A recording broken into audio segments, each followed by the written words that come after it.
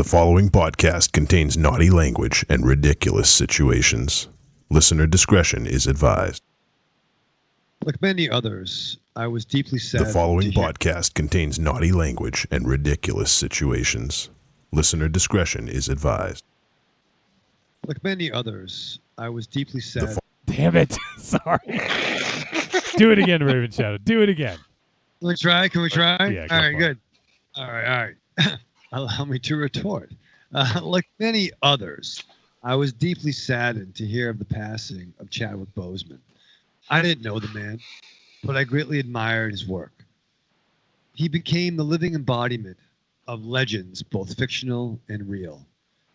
Maybe it hit me so hard because we're the same age. Maybe it hit me so hard because of all the charity work. Or maybe it hit me so hard because his most iconic roles were done while he was living with a death sentence. I don't know. I don't know what the full impact of his career will be. I just know that it's not been realized yet. So rest in peace, Your Majesty. Wakanda forever. And welcome to Trick or Treat Radio.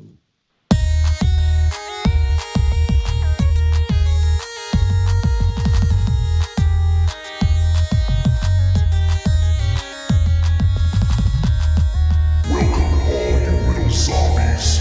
You're listening to Trick or Treat Radio, starring the Deadites.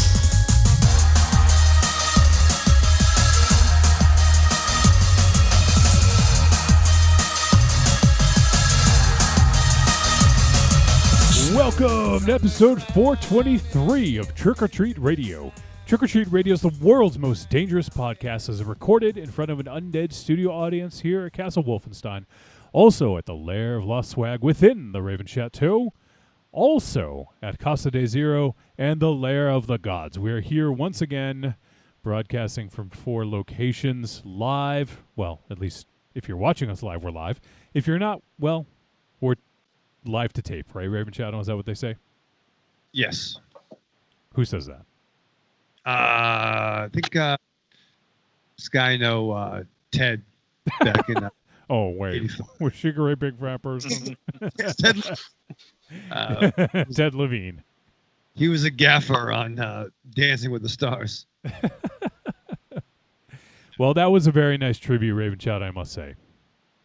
Well, I was trying with some technical difficulties, but Yeah, I apologize about that. I had it's like I literally have about 40 different tabs open for like on my internet browser, and it's like digging through and finding the one fucking Rogue One that the volume was on.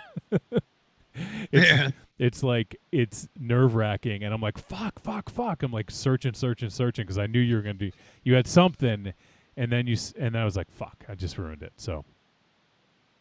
I was fucking heartbroken, dude. Like, I remember the timeline on Friday. Like, I know everyone's fucking talking about this, but like, it hit me really fucking hard. Like, Yeah. I had my usual Friday mandate ritual of Corny called me. So I talked to Corny. Is that your ritual? I think it is now. Yeah. So we usually talk on Friday nights, and we did a deep dive into. I finally finished the Watchmen series, so we talked about that. I took Ollie out, and when I came back in, Bobby Chains called me. So I'm like, oh fuck. But no, I talked to Chains, and that was a nice conversation. I hung up with Chains, and then I get a message from Dr. Chris that's very cryptic, but essentially it was here in the news. So I fucking called him, Yeah. because I remember back in the day when you hear some shitty news, you call somebody for real. Yep. But he was at the fucking driving and couldn't really talk. And then I went on the internet and I saw everything. You know what I'm saying? And I smoked it rhymes with toll and went to bed. A pole? Yeah, sure. You were pole smoking? Nice. Down. I had some help going to bed. And then I woke up the next day, and I gotta say, like, I fucking cried, dude. I fucking not like the ALC East of '03 cry, but like I fucking dude, like it just hit me. And once again, I don't know the man. It's not like a Prince or a Petty or a Bowie thing, but something. His passing hit me like Bill Hicks' passing hit me. Wow. Just because That's pretty heavy. Maybe because it was so sudden or it was so hidden and so secretive, and it's the best kept secret in the Marvel universe, right? Well, I guess so. I mean, the thing is, did people know and they kept it secret, or did he not tell anyone? I mean, he had to have told Marvel, right? I mean, he had to say in Disney basically like, hey, this is going on, but I want to keep it under wraps or something, you know? Not being in the room, but I'm from what I've heard or read, like Kevin Feige knew. I'm sure all the main event people knew. How would you not, right? Like, if when did Civil War drop? I think 2016. Is that right? I think so. I mean, it's kind of a big deal. This is the ones that you don't, there's no sequel for. This is a big fucking deal. You can't, I mean, maybe in a few years, but you can't have someone else play Black Panther now, you know? Well, I meant sequel in terms of coming back from that illness, but right. Okay. Fair. But yes, there is none of that either.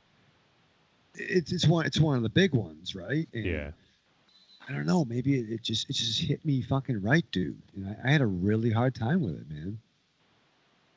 Yeah, it's a tough one, I think, you know, and especially he was so young, and also like the one crazy thing is that it happened. I can't remember what the actual it was. MLB was celebrating Major League Baseball was celebrating Jackie Robinson Day, yeah, and it just so happened on that day, and I can't remember what it was. It was like something happened. It was like the first time Jackie Robinson talked to Branch Rickey or something like that. I don't remember. There's some milestone about that day.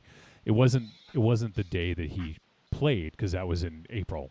And that's when baseball usually has Jackie Robinson Day in April. But since they didn't play in April this year, they moved it later on. So there's some other milestone.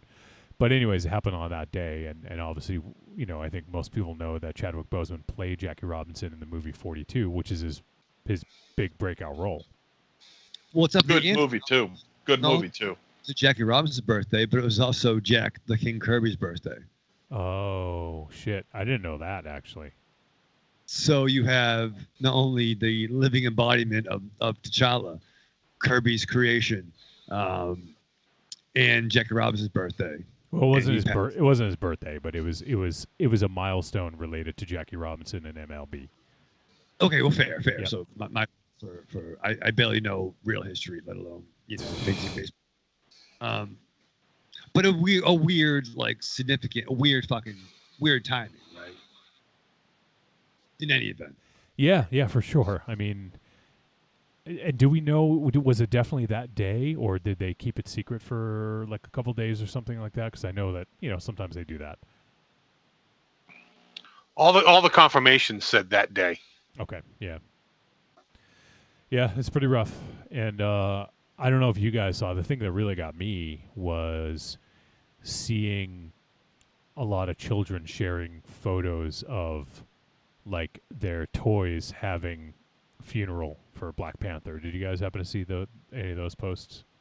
Yeah, that probably one of those probably started the fucking water Saturday morning. Yeah. Because I mean, it's no secret that obviously Chadwick Boseman playing T'Challa, Black Panther, is a huge milestone in terms of a sort of like big screen, big budget black superhero. Like at that point, what came closest? Maybe I'm trying to think. Maybe Blade. I don't know if even you could consider that big budget. Well, I mean, Blade is a different animal too. I'm still minority of the camp where Blade started the. And he's technically not a hero per se. I mean, he is, but he's a Marvel superhero. Yeah, let's just say. Right. Is he a Dracula? Sure, but I think Is he I Dracula? I still credit Blade in '99. I mean, Blade and The Matrix sold a lot of fucking DVDs, dude. And I still credit. You had the first two. We remember coming over and watching the fucking special features.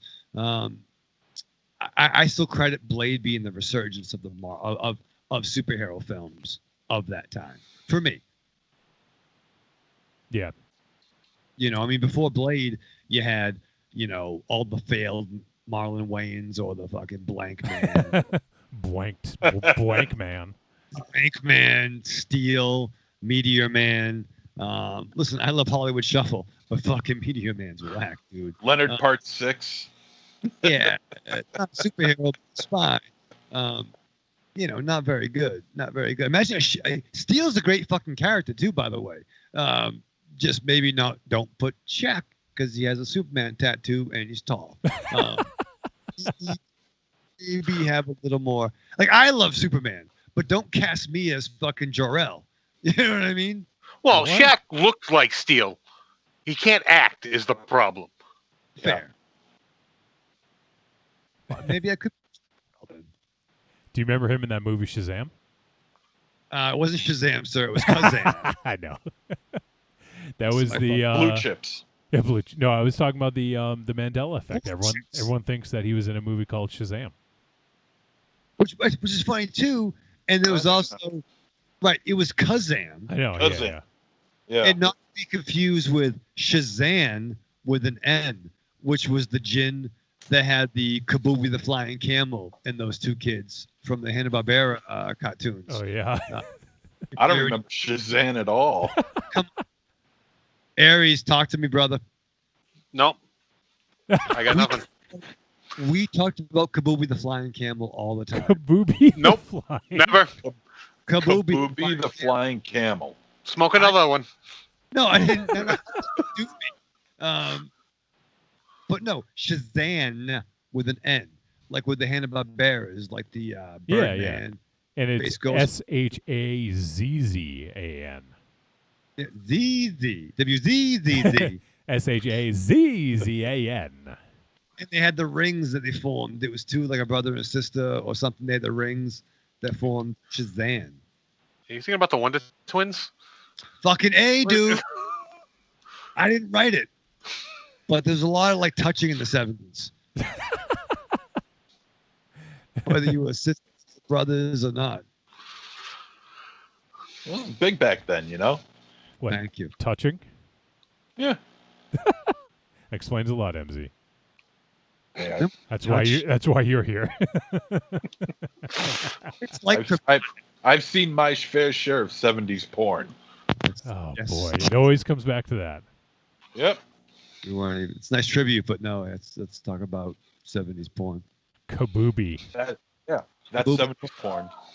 Dude, come on, John. Use your interwebs. Kabubi I'm the using Flying. it. What do you want to know about him? Don't fucking tell me. I'll tell He you was, something he about was voiced by Don Messick. Yes, the great Don Messick. The great Don Messick, who does Scooby-Doo. Yeah. See? Who's the good snap? And Messick is he worked at a radio station in Maryland. How about that? When he See? was 15. Everything you ever wanted to know about Don Messick. Here we go. Don Messick flash facts. Yeah. But yeah, he did a lot of Scooby Doo. He played Papa Smurf. Ooh. He did. Let's see.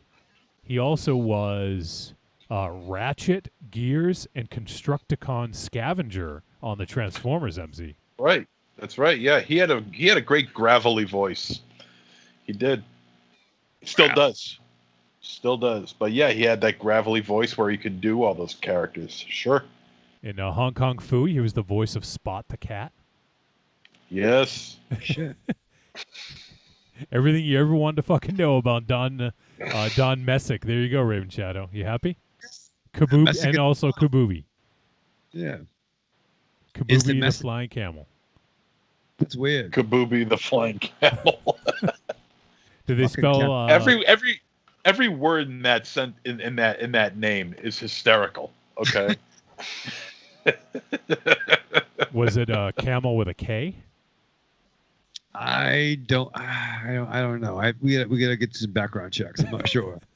I maybe in my head I pictured Kabubi, the flying, like KABOO. BIE. B.I. BIE. Yeah. Yeah. I don't know. But there were two kids. Shazam was created by Alex Toth. Alex Toth, amazing costume designer, right? He did fucking Space Ghost. Like he's fucking the fucking dude, right? Yeah, Super Friends, Fantastic Four, Space Ghost, Sea Lab 2020.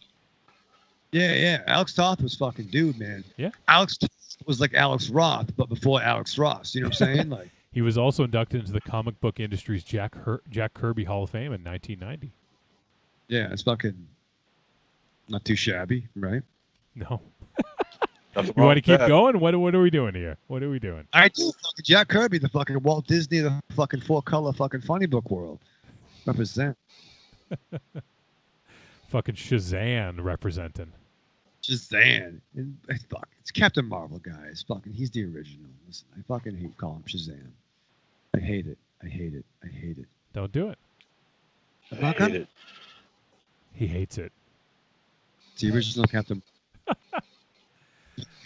What are we even doing here? You know what we're doing is we're going to be talking about a movie in a little while, and that movie is Random Acts of Violence, which is a Shudder exclusive from director Jay Baruchel.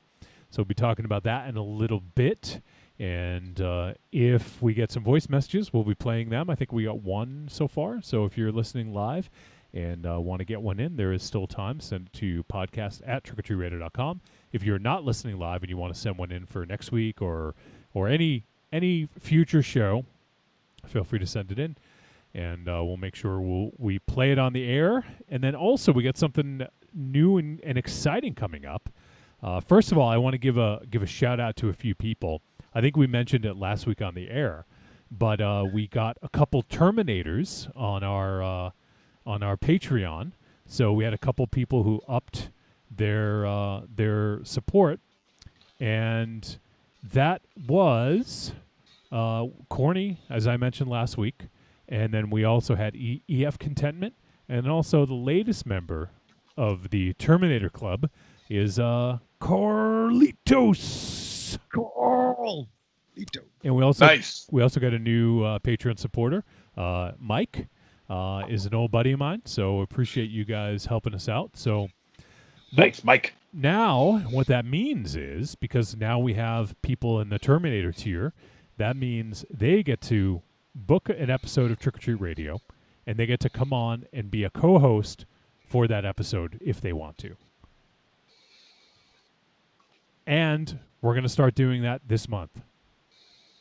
So in September, we're having our very first ever Patreon show. Wow.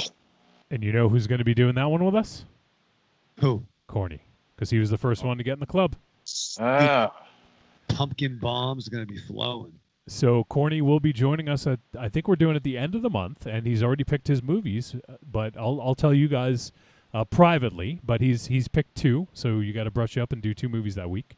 And it's going to be the last Thursday in September, so September 24th. And then we'll get in touch with the other 2 folks and schedule those. And there is the Terminator tier is limited. So if you guys want to get in on that, we are limiting it just so we don't do a bunch of Patreon shows all the time. We want to keep them kind of special. Do maybe one a month if there's enough people. If there's not, we'll do them every few months, whatever it is. But I want to make sure we get them all in this year before the end of the year, and then we'll start over again next year with the people that are in that tier. So basically, if you're in that tier, you could come on once a year. Is basically what it comes down to. And so if you guys want to get in on that, if you've ever wanted to be on the show, if you want to book your own show, you can pick any fucking film you want. You can pick a film and a discussion topic, or you can pick 2 films, or you know what, you can go crazy and just pick 2 fucking discussion topics and no films. Raven Child would love that. Yeah. Don't gonna watch a movie? I'll give you money.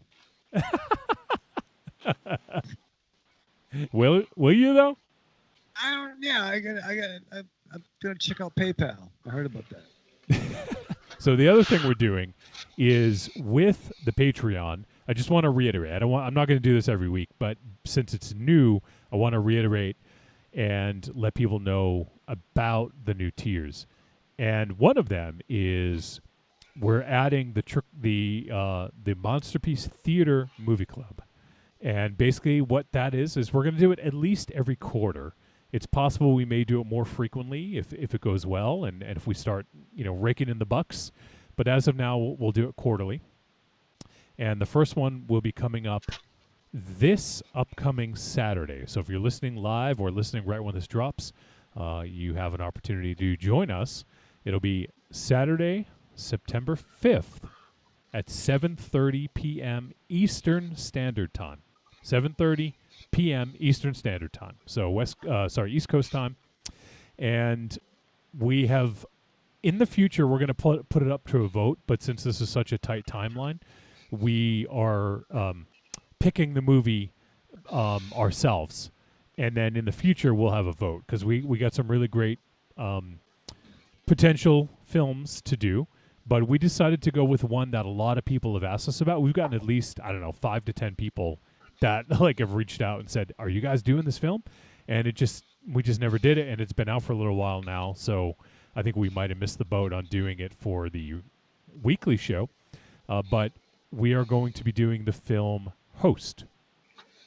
It is a film that's on Shudder. So if you don't subscribe to Shudder, look for a free trial because there are free trials. So if you guys want to take part in this, you got to watch the film, first of all. Watch that on your own time. And then come join us Saturday at 7:30 p.m. Eastern Standard Time. You do have to be a Patreon supporter to be involved in this, and you have to be in either the Slayer or Terminator tiers. So if you have yet to join, and this is sort of like the thing that's gonna get you motivated, go ahead and sign up. Go to patreon.com/trickortreatradio, and for at least $5 a month, you can get the special podcast episodes. You can get the video episodes. You can get access to our Discord with the title of Hunter or whatever, Slayer or Terminator. And then you also get to join the Trick or Treat. I keep calling the Trick or Treat Radio Movie Club, but it's the Monsterpiece Theater Movie Club. And what we're going to do is we're all going to pop into a voice chat room on our Discord server. So if you have not joined our Discord, you got to join our Discord. If you can't find the link, I put it in the show notes, and it's also posted on social media. But if for some reason you can't find the link, just send an email to podcast@trickortreatradio.com and let me know, and I'll get you that link right away so you can get in there. And so that's all you got to do is go ahead, become a Patreon supporter, and then join us Saturday, 7:30 p.m. Eastern Standard Time on September 5th. You guys excited? I'm lactating. That's what's coming out there. I thought I saw something. Jesus Christ, MZ. So I'm looking forward to it. You guys, this will be a different format because usually it's just the four of us, yelling at each other and talking to each other. Yeah. But you know what? Everyone has carte blanche. If you want to tell Monster Zero to, fill up his sea holster. I was trying to look for another word, but just go with that. Yeah, You could- great way to get around it. Sea holster. you can't even say cock, huh? You Well, can't even say, we're all ages Come on. now. We're not explicit. Yeah. anymore. No, I'm just come kidding. on, say it. Say it. No, say the word. I'm not going to say it because you were asking me to Come now. on. I want to see cock come out of your mouth. Come on, say it. Penis. Weird thing. Yeah. Come on. Cock. Say cock. Oh my God, you're such a creep. This is not the first time you've done this either. Yeah. you I'm trying to prove you a tried to point. get someone else. Was it someone else or was it me? I don't remember. Raven Shadow. Oh, I think it was Mars. I think it might have been Mars. No, it was fucking me. Yeah, it was fucking, Raven Shadow. Oh, it was you? Oh. Yeah. It was fucking weird then. Well, I'm Yeah. still waiting for talk to come out of your mouth too. Jesus Oh, look at Christ. the fucking shop all over again. Wow. Aries is going quado on your ass. Yeah, I know. He's recording. Now he's fucking. I'm just gonna slowly sink and just go And then away. disappear. Just totally roll out of the screen. That would be kind of awesome. There he's go. He's gone. So hey, Hey, how many, hey. Hey, So did any of you guys watch Bill and Ted Face the Music? Yes. You did. well, Wait, did Raven Shadow? Did you? we did 1 and 2, and getting through Face the Music. Getting Christ. through. Is It's it hard? 91 minutes. It's that difficult? They're all 3 are in about an hour and a half, which Yeah. is great. Yeah. So 4.5 hours. I watched them on 3 consecutive nights. What's the big deal? I watched them on fucking 3 movies in a row, dog. You know what I'm saying? I'm not a fucking dog. You know, I am so sick and tired of your excuses. For over 8 years, we've put up with your fucking excuses. More than 8 years. Yeah, Okay. true. It's about 23. Yeah. Yeah. But I mean, on the show. On this show, it's been Fair. nothing but excuses from you. More than 8. Excuses. I can't do this. Oh, we can't. I got this thing, and I got to do this. Machinations. Fuck your machinations. I do have Okay. machinations, and I do have things. So help me God. I swear to God, Raven Shadow, you come up with one more stupid excuse for not watching a movie, I'm going to head down there with my size 11 boot and jack it right in your sugar hole. Okay? Wow. Which hole is that? Yeah. Yeah. The one that sugar pours out of. Wait, did you say you're going to jack it in his I'm gonna- sugar hole? I'm going to jack his sugar hole. Oh, I thought you said jacket. No. You wish. No, I don't actually. I don't want that. Either one sounds appealing. Yeah. And just for clarification, if you have a hole and sugar is coming out of it, go see a doctor. You call your Yeah. private. That's Yeah. maybe ready med. Diabetes is no joke. I know COVID's a concern, but if sugar is dropping out of an orifice, that's going to make an appointment. I got to come in. I bet MZ has, when you said he was lactating, I bet he has maple syrup coming out of his nipples. God. Even I think that's gross. Back into his fucking jaws eunuch again. Imagine how much money you'd make. Maple syrup's not cheap. No, that's true. That's true. Doesn't That's grow on it. trees. That's Yeah. Squoze- Like squoze 15 it bucks. from the tap. It's like $15 a pop right there. Yeah. Yeah, it's not cheap. That's the real shit. None of this Mrs. Butterworth shit. Whoa, whoa, whoa, whoa, whoa. It's Butterworps. Yeah, she's getting rebranded. So, what else? Yeah, so all that Patreon stuff. Go check out patreon.com/trickortreatradio. You can see everything right there. We got some people hanging out in the Discord this week. We had a few more people added, and it's there's been some decent conversations. I'd love it if you guys actually showed up once in a while, maybe. I have been. I tried. once when I tagged you. Yeah, because I don't know if there's any. I don't know if there's anything going on that app because I don't get any notifications. Normally, I would get a notification that there's something going on. I get nothing. Well, you could make something go on and Yeah. type something. You Yeah, could, I could. You could also turn notifications on, but if it Yeah. starts getting a lot of conversation, then you probably want to turn it off. So that's up to you. Well, let's see. I'm on Discord right now. You have something to say, Raven Shadow? I did. So I tried leaving a voice message on Friday when I heard about the news. What? No, I tried You leaving tried? a black. I tried to leave something in the blackout. Oh, you can't leave a voice message just for a live chat. No.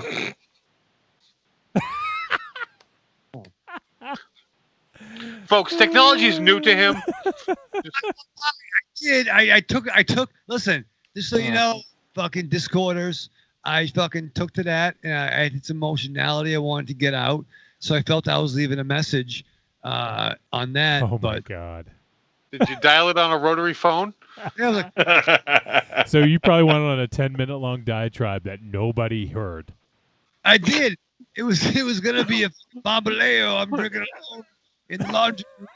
But then it's like sadness, and I was like doing a variation of my speech that the fucking technology ruined, and I was like, oh, it didn't save. Well, I don't know. Jesus Christ.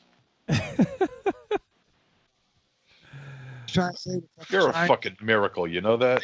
fucking miracle. You're fucking right about that. Oh Jesus. man. All right, so anyway, Wolfie, what did you think of Face the Music?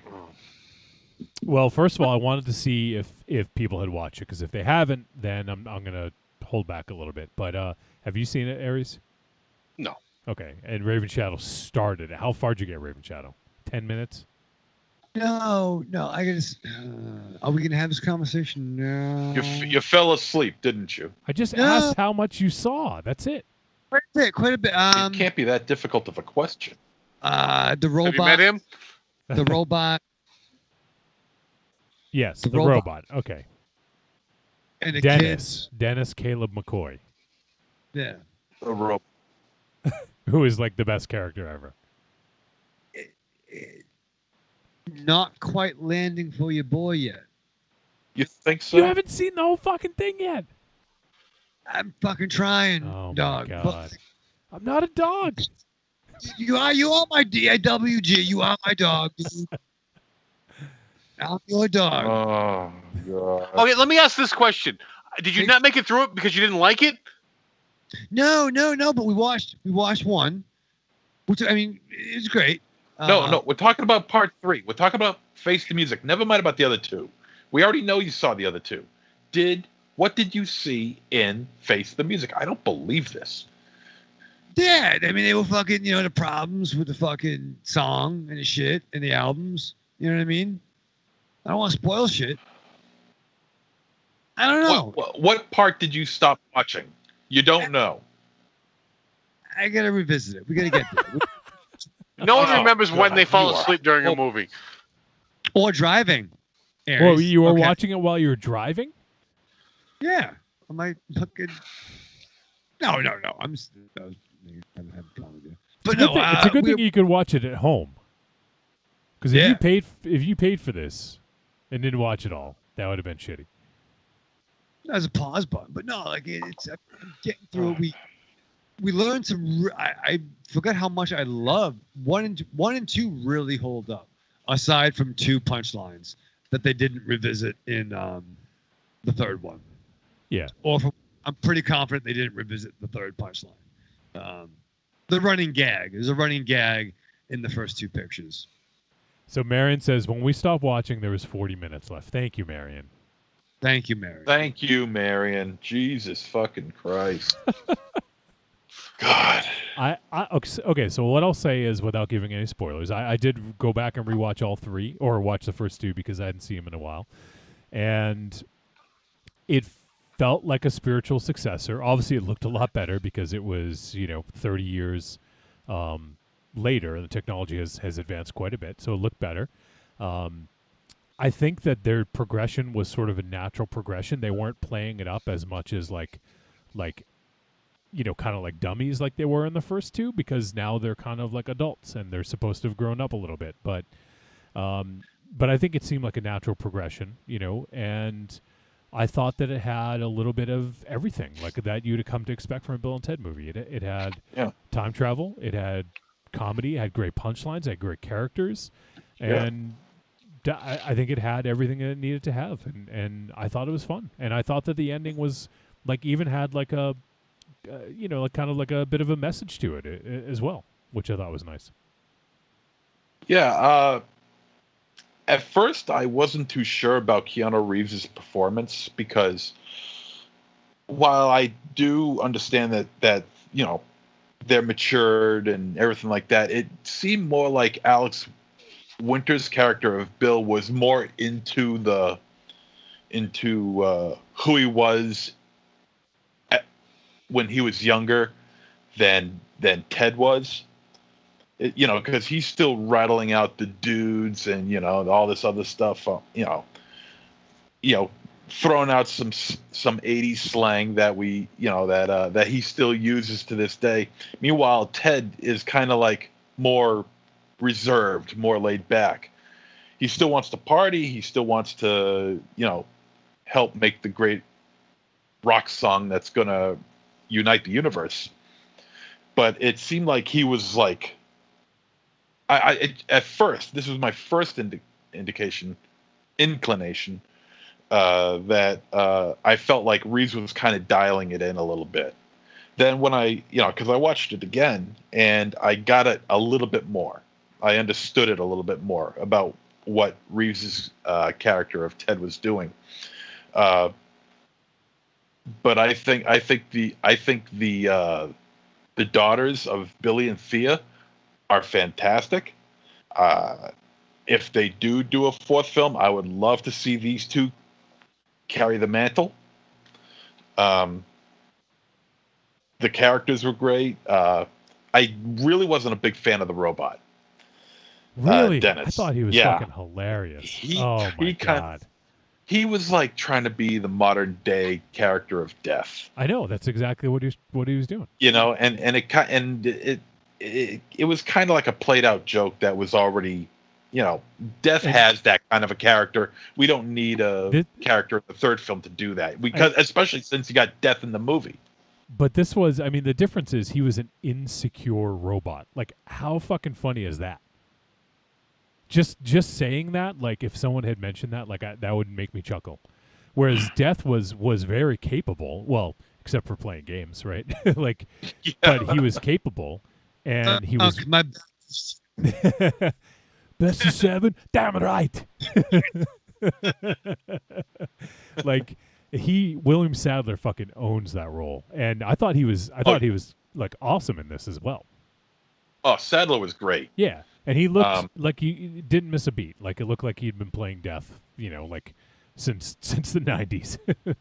Yeah, for a guy who looks like Death, he looks great. Yeah. And I will agree with you though. I felt like Alex Winter hammed it up and had a little bit more fun with it.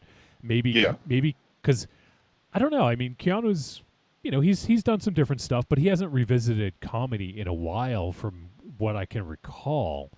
So maybe he has kind of gone more of an action sort of like drama sort of thing, and maybe he just doesn't like doing comedy as much. But he's obviously found a huge second career with action stuff. Doing ever since The Matrix, and then after that doing obviously John Wick definitely revitalized his career, and now he went from someone everyone made fun of to somebody who's beloved. Oh, people love this guy now. Yeah. And I think that it was bold of him to go back and do this, because I could see him not wanting to do it, because it might kind of bring back some of those thoughts about him as an actor from the 80s and 90s, Yeah, and that's why I figured he dialed it in, because he's so known as an action star, as a serious actor, I guess, that if he was to play the affable doofus of Ted Theodore Logan, that people might not take him seriously anymore. Studios might not take him seriously anymore. But I'm glad he did it. Regardless of what happens, I'm glad he did it, and because really no one else can play that role. And that being said, I think the one who played his daughter, Bridget Lundy Payne, she was awesome. She was the best in the movie, and I think, because she had that whole Ted thing down. And from seeming like being like kind of an airhead to facial gestures and body movements, the way she does that head swoop like Ted used to do in the early films. Yeah, she's got that down, man. And she was fantastic. She was the best one in the movie. And just to be just to be accurate, she is non-binary, and and her pronouns are they. So instead of she or her, it's they. That's just how she identifies. So I'm just, I know this is a different world now than it was years ago, but that's how she identifies. Oh, that's right. That's right. Because I looked up pictures of her and I see her wearing a lot of mustaches What and did I just beards say? now. Them or they. Them or they, whatever. Whatever. But yes, I think that both of the daughters played him really well, and obviously we had Samara Weaving, who we haven't even mentioned, who is someone who we've seen in I don't know in countless films that we've done on the show.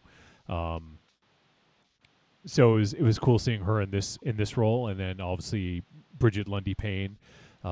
I thought they were awesome in this. So yeah, I think, and I would definitely like to see more of these two in that role, playing a bigger role, and maybe they could have, Keanu Reeves and Alex Winter be like lesser, not in it at all, or have like a kind of a cameo type role or something like that. I would be into that. Yeah, definitely. I think it would be a natural transition from Bill and Ted to Billy and Thea. I think it would work perfectly well. And I do have to say, Keanu Reeves looked really fucking weird without a beard now. Yeah, right. There was He looks like Snopes or whatever his name is from Harry Potter. Snape. Alan Rickman. Snape. Is it Snape? Snape. Yeah. Or Snipes. I don't know. Wesley Snipes. I don't know. Wesley Snipes. Not Wesley.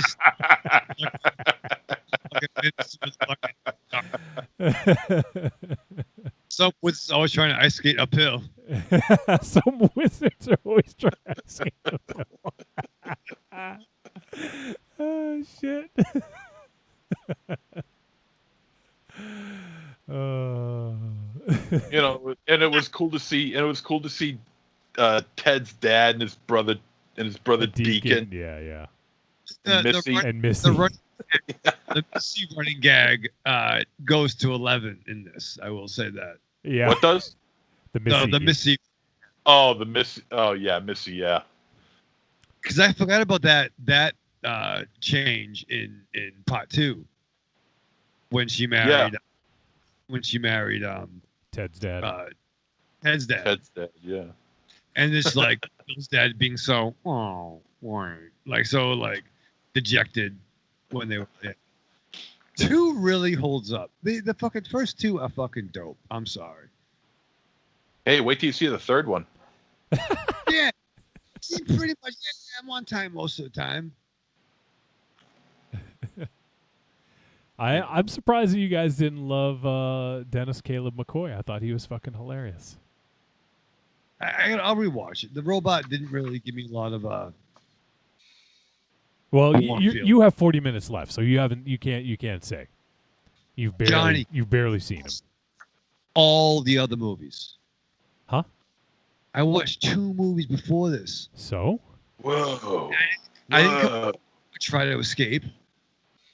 I watched all 3 movies. The same day? No, 3. I said 3 consecutive nights. I watched them. I'm the champion. You were the champion. You didn't finish it. Doesn't matter. How could you be the champion? You fucking tapped out. You tapped out. I went the distance. You did not. No, you didn't. I did. No, you didn't. You tapped out after fucking 9th round. I am the champion. You're not the champion. I am the champion, John. You're the champion. Yeah, you're a legend in your own mind. You're my villain. But no, I watched 3 movies in a row. You watched 2 and no, a half. you not didn't. Even you watched 2.5. Not even. Aries, clap for me. No, don't, Aries. No, Aries. He doesn't give a fuck. He's just doing what he's doing. Harry's pulling those tickets right He now to completely read- no-sold you. Yeah, you give a fuck. He's not even paying attention to any of us. He probably muted his mic and his He's reading- headphones. He's Yeah. reading Encyclopedia Britannica. Starting with A for Aries. You don't give a fuck. And I also want to say, and also I think the guy who played Louis Armstrong Oh, yeah. was really good. Yeah. I mean, he played it up to a point where I thought it was almost comical. Then I got to remember, Oh, wait. Raven Chow probably doesn't know what you're talking about. yeah. Well, fuck him. Oh, Hendrix and Yeah. You're not going to finish it. I'm gonna finish it. No, you're not. No, I you're am. not. Wait, listen, son, Marion, listen, timestamp. You're telling her to timestamp? No, tell me. Like, I'm much like I'm gonna go back in time. I'm gonna leave keys so I can take them. So I'm doing that. I'm doing that time travel thing where I'm like, Marion, tell me on Sunday to finish watching Bill and Ted, and then it'll happen.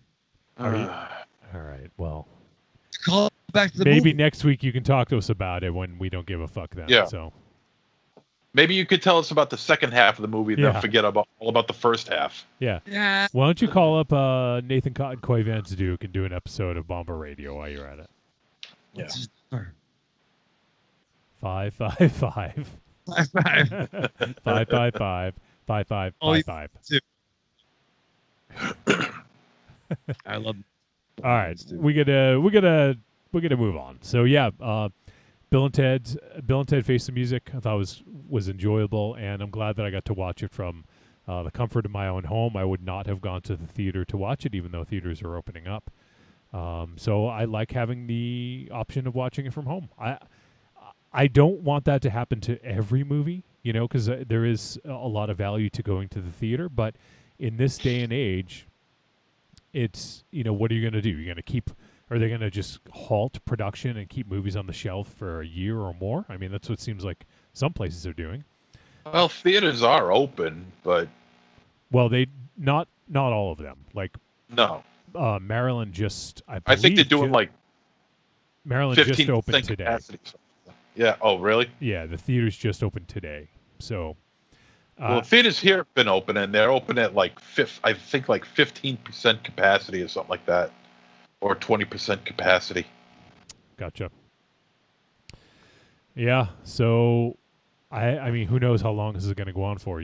So I understand the sort of dilemma, because the movie companies want to get their movies out there and start getting some money for them, because they're just going to sit around and collect dust until that happens. But then I also understand the theaters, getting pissed if they don't put them in their theater, So, I mean, I get it, but it's this dilemma. It's a interesting time, and I think you have to take, kind of different tactics to kind of work around it. So I don't know. We'll see what happens.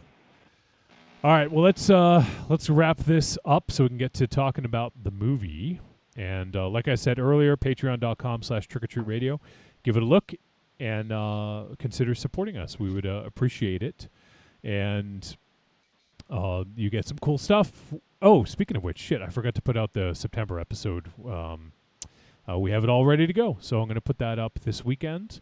And then we also have the Monsterpiece Theater Movie Club, which is this weekend on September 5th at 7:30 p.m. Eastern Standard Time. And if you guys want to get in, I'll post the information on the Facebook group. But also, make sure you join the Discord, and there is going to be a voice chat room, Raven Shadow. It's just a chat room. It's not a way to record.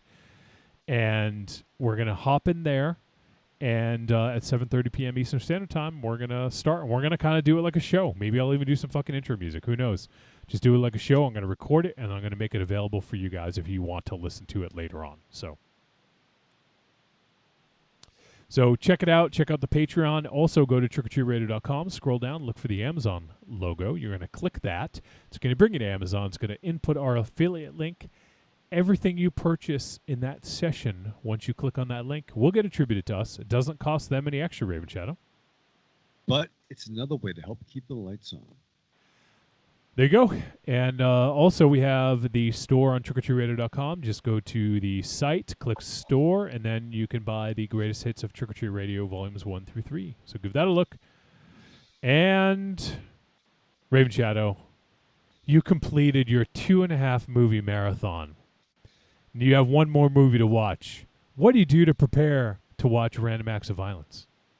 Oh, man. That following Sunday, I make my fucking 4th triumphant appearance on the Tales from the Podcast program. Oh, man. With JB. I did the heads up last week, but no. I finally achieved my 666 stripes. So 3 episodes of, Praise Hail Satan. 3 episodes of discussing. Wouldn't it be 4?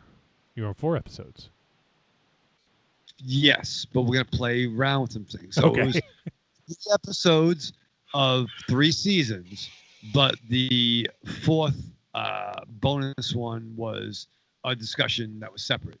So it's kind of like Halloween or episode 0, like we did back in the day. You understand? Sure. I understand. Thank you. But it was great. Thank you for placating me and being only slightly condescending. But no, every appearance on Tales from the Podcast is fun, but there was something magical about this one. I loved hanging out with JB. I like Jack Hunter, his new co-host. It's the video format. I was downstairs by the bar. I had that going on. So it was very nice, kind of outrageous. The episode we did was season 6 of episode 3. The cast was not only Vanity, James Remar, fucking JRD from fucking John Reyes Davis, and somebody else. But it was wild, and it was really wacky and crazy, and it was a lot of fun. So I did that, hung over like a motherfucker on Sunday, and getting ready to watch this episode or this movie or whatever the fuck we're doing. You better believe I had to strap on. The following message is a paid advertisement for the Cult of Muscle podcast. The Cult of Muscle. You're either in it or you're dead. It's the dawning of a new age. The halls of Valhalla have been shuttered. The heroes of yore have either retreated to the shadows or taken to capering for the amusement of the small folk. Their past glories a distant memory. The barbells have been torn from their once puma-strong grips. The beards shorn from their square jaws, only to be transplanted onto flannel-clad, puny weaklings with fingers barely powerful enough to strum a ukulele. The time has come, my brothers, to restore order from the chaos. No longer will our heroes be forgotten.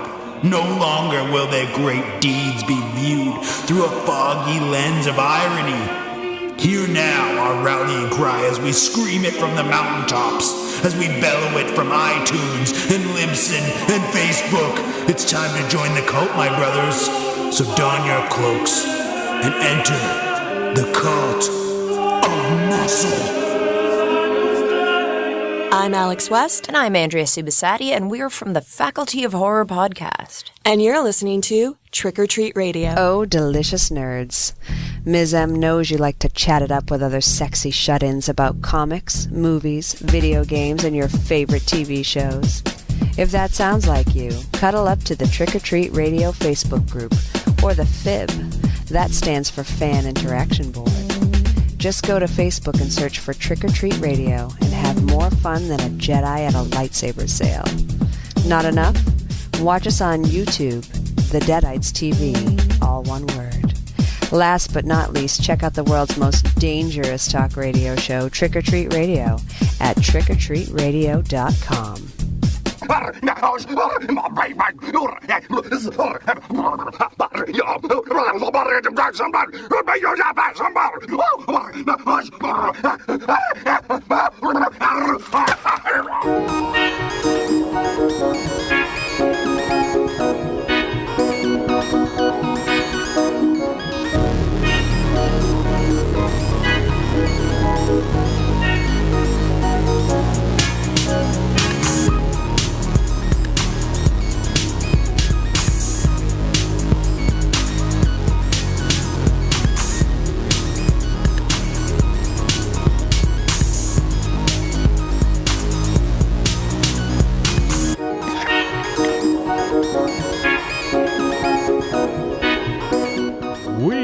are back on Trick or Treat Radio.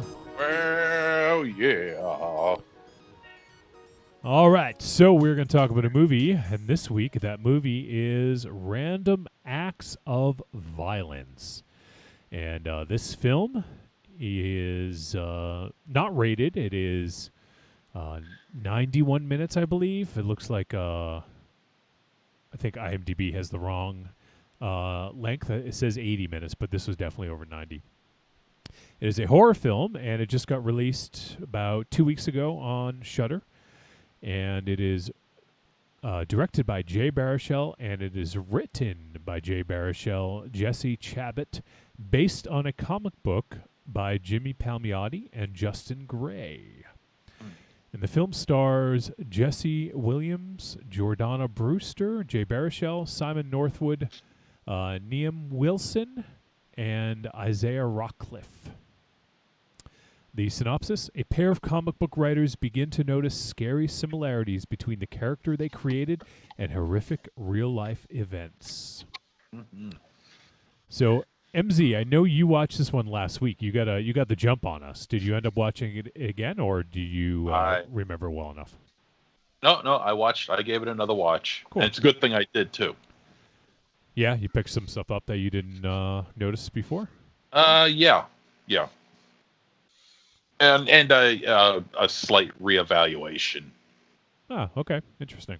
I'll be Because interested to hear about that. Yeah, because when I first...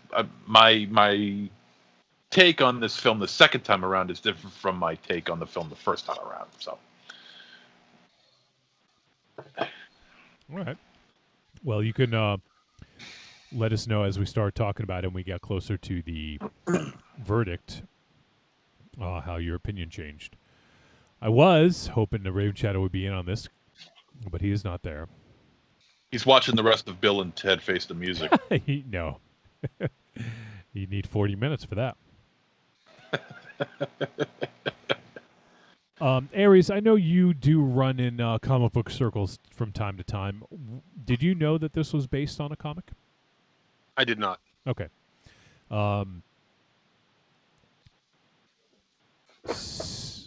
So I'm obviously familiar with Jimmy Palmiotti. Read a bunch of stuff that he's done. I'm going to look this up. I did some digging on some of the other stuff, but I didn't look up the comic. But I believe it was of the same name. Now, is the weird question? Is the movie the comic, or is it the comic from the movie? It's a good question. That's what I was hoping to ask Raven Shadow, who is not here. Okay. But I don't know if he's read it. So Random Acts of Violence is a one-shot graphic novel, and it was put out by Image Comics, as I mentioned, from writer Justin Gray and artist Jimmy Palmiotti. Oh, I'm sorry. It was written by Justin Gray and Jimmy Palmiotti and artist Giancarlo Caracuzzo and Paul Mounts, and it came out in 2010.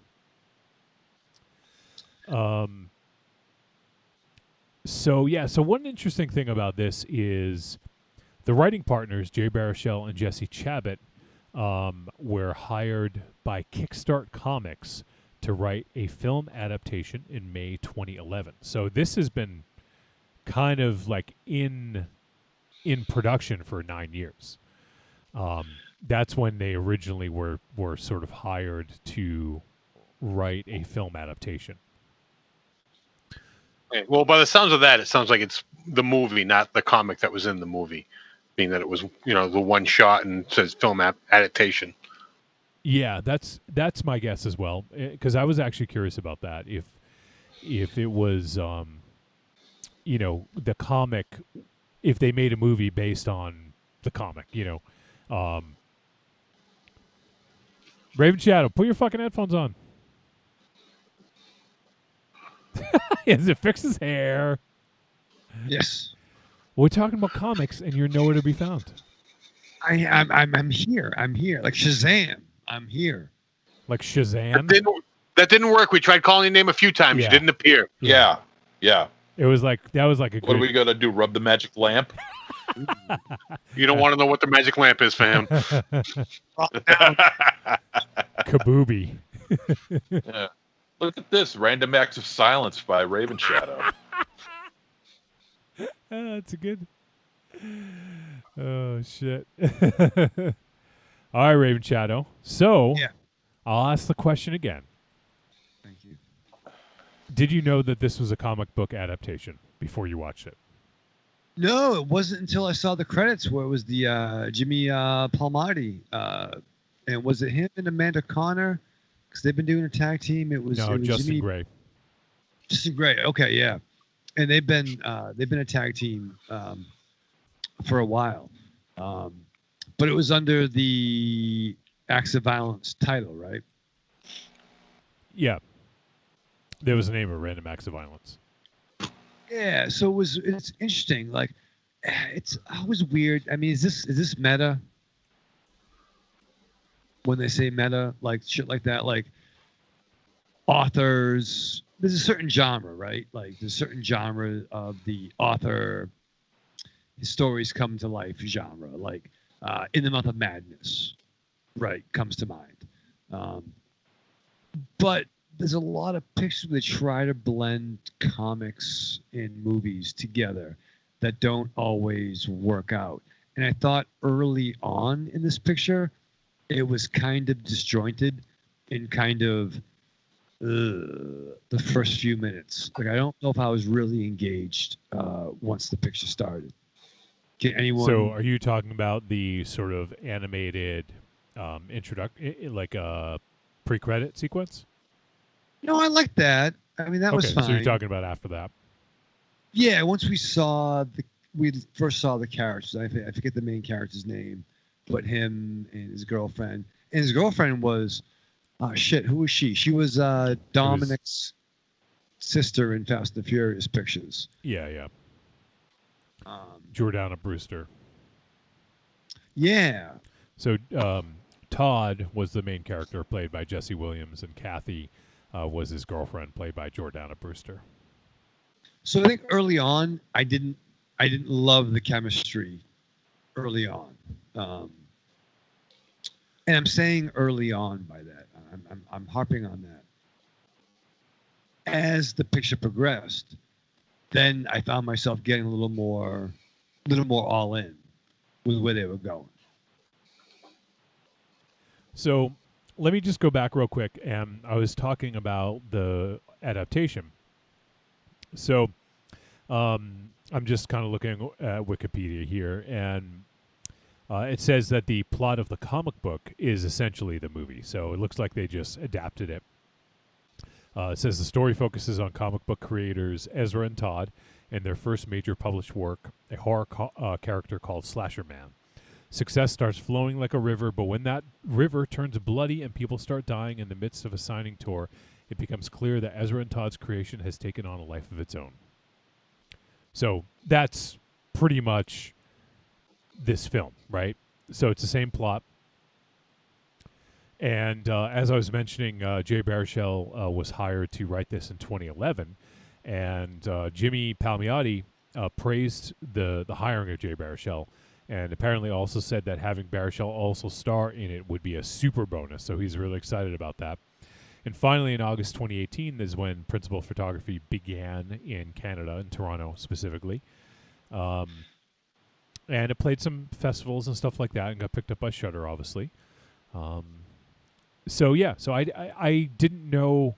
I knew it was a film about comic book creators. I didn't know it was based on an actual comic before watching it and then doing a little bit of research. So, and you're right, is comic books that feature comic book writers can be like hit or miss, it seems, like especially as it relates to something like a mystery or something like that. I can't think of too many times that it's happened, but I almost feel like comic movies that have to do with comic book creators are almost like video game movies where they're really hit or miss. They're either like pretty good or really bad, Right, like you get like Cool World, or there was even like Comic Book the Movie, which came out, the late 90s. It's just hard to. I can get where they're going, but the execution is always, or not always, but for the most part, lackluster. Yeah, and I think that it almost tries a little bit too hard to put the attention on the comic book aspect of things, and it loses sight of the actual story and the narrative. Agreed. And but I think this one did it fairly well. Like I think that I honestly like I thought the acting in this was quite good. Like nothing really stood out to me as being like generic or poor, and even to the point where some of the we'll get a little bit deeper into it in just a moment, but some of the kill scenes where characters are only on screen for a few minutes I thought were incredibly well acted, especially that first one, the triptych. Like I thought that typically for a quick little cameo like that of being on screen for like 2 or 3 minutes or something, a lot of times you just hire some nobody or whatever. But I thought that the acting in that was really compelling and convincing, and I thought that those three were quite good in that scene. Well, they were. No, they were. I thought the slasher man generated a genuine fear in his victims. I thought, and I thought that portrayed well through the film and in their scenes.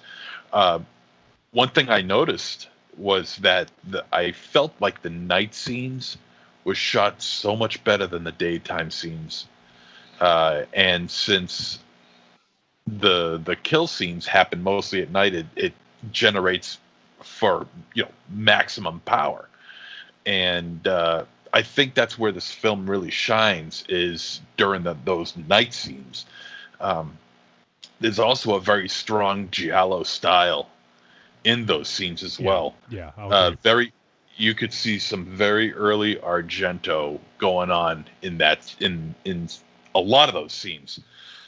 Primarily, you could see in Suspiria or Inferno, where you see a lot of dark scenes, but then you get like a green light shining on a face, or red or orange, and it just pops, and it gives a really strong giallo vibe, which I dug. I'll agree wholeheartedly with you. I thought that it had a really good giallo vibe, and I think I was really digging the title sequence. Actually, was a throwback, and I thought the music. I was kind of hoping for like a big synthy score like that throughout. We didn't really get that, but I thought that kind of kicked it off and gave you like this 80s horror vibe to it, which I think in a sense maybe they just wanted to set the scene and then not have that kind of score kind of overtake, because when you get a synthy score like that, it kind of is in your face and it's hard to ignore. And that might sort of overshadow some of the scenes. So I think they did it good by having it in the titles. And in that case, really kind of giving you that nostalgic vibe of here's sort of like an 80s style title sequence with, real thick synth score to it, at the beginning. So that set a good tone for me. And I was on board. And I wasn't quite sure where it was going to go when they had the animated introduction. That, to me, that's kind of hit or miss. But I thought that was kind of a cool little pullout as they, he's trying to think of the way to wrap up his story. And I really think it brings about some interesting sort of topics, because Todd, he has this dilemma right off the bat of this movie where he wants to get his final issue right, because he wants to make the fans happy and he wants to prove the critics wrong. Now, I mean, you guys, we're not the same. Doing a podcast is not the same as doing a comic book, and he has a lot more fans than we do, I'm sure, in the comic book in the movie. But there is that sort of thing where, like, let's say we were going to end the show, how the fuck would we approach that final episode? Like, how do you do that? How do you end something that's been going for so long that is beloved by a lot of people? I'm not saying us, but I'm talking about the comic book in this case, And that's the thing, like, some of that like took me out a little bit. Really? The whole him admitting on the radio that he doesn't have the ending. And I thought that was bad for business. Now, I won't disagree with you, but he was being honest. And one of the themes. Oh, go ahead. I see you shaking your fingers. So go ahead. Maybe you're gonna get to that. No, I'm with you. The honesty. Yeah. Is what I was reading for. So keep doing your thing. But I'm with you on the honesty part. Yeah, because that's one of the running kind of themes in this is why do we make art? What is art like? And it's really interesting to see the difference. Now, Todd wasn't a great guy. I mean, he in a sense he was exploiting victims in a sense, right? Like he didn't, there was no innocence about it. He definitely was. yeah, and he didn't view it that way, but he was profiting off of these victims. But in a sense, he kind of tried to find his truth in that, and that's the thing when we get the introduction with the animated sequence. He talks about truth in art, you know, and I thought that was interesting, and he does talk about he is honest about it. Like he's honest about his feelings about getting it right and wanting to please the fans and prove the critics wrong. And I just thought there was something kind of endearing about his honesty with that, because yeah, you're right. That's not the kind of thing you would see, you know, if you heard like a filmmaker or a comic book artist or podcaster or whatever. They're not going to say, I don't know how to fucking end this thing, because that's not what you do. You want to like have a veneer of you are completely confident and know what you're going to do at all times. But I thought that it was cool that he kind of let down that veneer and was honest about it, you know. See, I got the completely different opposite thing. I thought he was very disingenuous with the whole thing, because up front he's saying all this, but his actions say something completely different. He's blaming his fans for not being able to come up with the end of the book, because his fans don't understand what he's trying to portray. That's a fair point. Yeah. And that's why I think it's such an interesting dilemma, because I mean, if you guys think about the culture nowadays, look at Star Wars, for instance, just because that's an easy one, because there is such toxic fandom that they put out fucking 3 more Star Wars movies. People never thought we would see these after the prequels. We get 3 more Star Wars movies or a trilogy, and people are fucking bitching. Yeah, you're right. There's 5 more. I'm talking about the Skywalker trilogy. But when you get to this point, it's expected. First of all, you're not going to please everybody. No matter what you do, you're not going to please everybody. That's a given. No matter what you do in any field of entertainment, no matter what it is, you're not going to please everybody. You know. So you just give what you think is the best way to end the story. Don't put out what the fans want. Put out what you want. Put out what you think makes the most sense for your story. Yeah, I'm with you on that. I absolutely am. But there's the temptation to make it perfect, right? And make it what everybody wants. And that's 2 different things.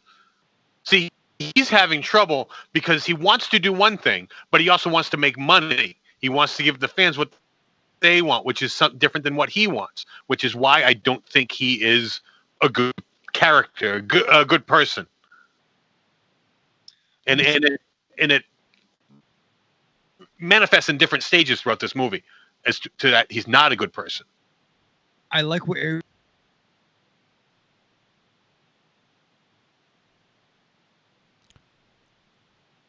You there, Raven Shadow? I think I lost you.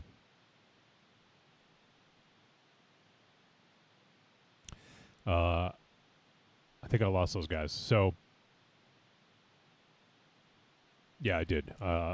Looks like I lost them. So I'll get them back in a sec. But in the meantime, I'll bring up some other points about this. And I think let's see.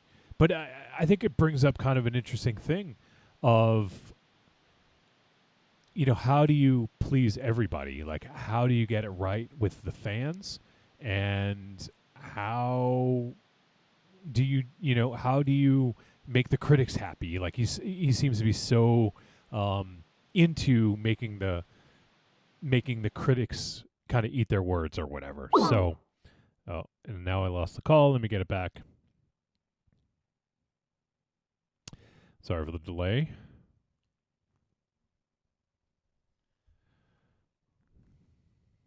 And of course, it's not fucking connecting. All right, let me try something. It's really difficult to talk and troubleshoot at the same time. Let me see. Let me get those guys in here.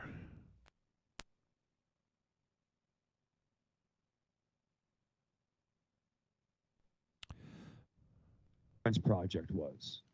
Maybe he felt like he had to jumpstart the ending so she could do her next story. Well, I mean, every story needs to end, and getting out when the time is right is very hard to predict. You want to get out when people still want more.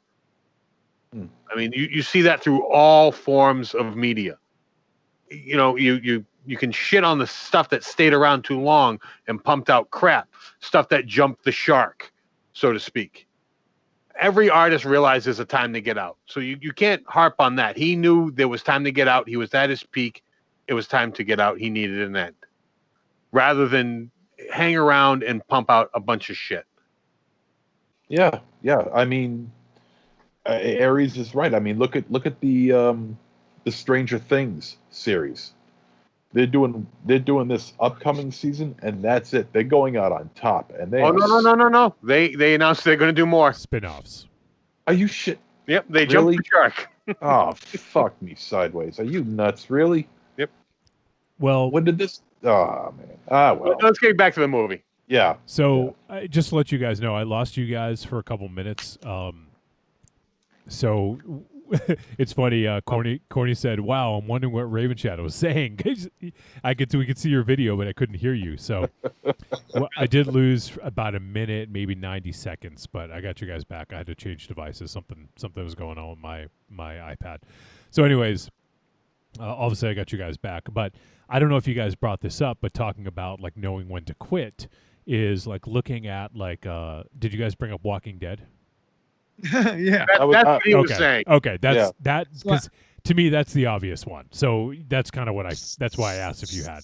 So I'm not sure you heard, but I was talking about. Wait, I didn't hear you mention Walking Dead at all. No one did. So, I mean, no one on the show that is. You hear Preacher, you hear Hitman, you hear that kind of stuff. Starman. Right. Oh no, I didn't hear any of that. Oh fuck yeah! So beginning, middle, and end. Right, Hitman, fucking Jack Knight, Starman. Yep.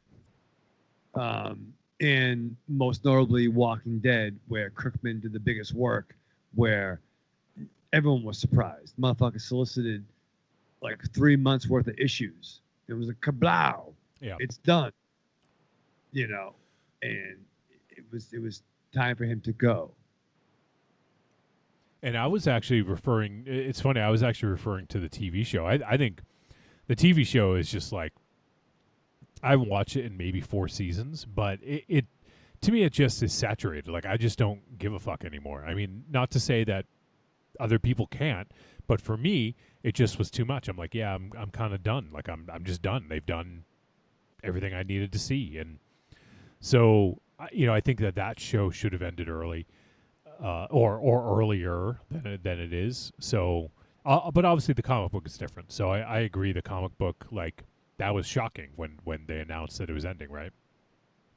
Oh, it was huge work, and I think the show was revitalized. Since COVID started, I'm less engaging in post-apocalyptic stuff like that. Like, I'm like, I don't need that right now. I kind of want to watch or read fun loving stuff. I don't need, you can't find toilet paper? Me either. Oh, shit. I don't need that fucking stress in my life.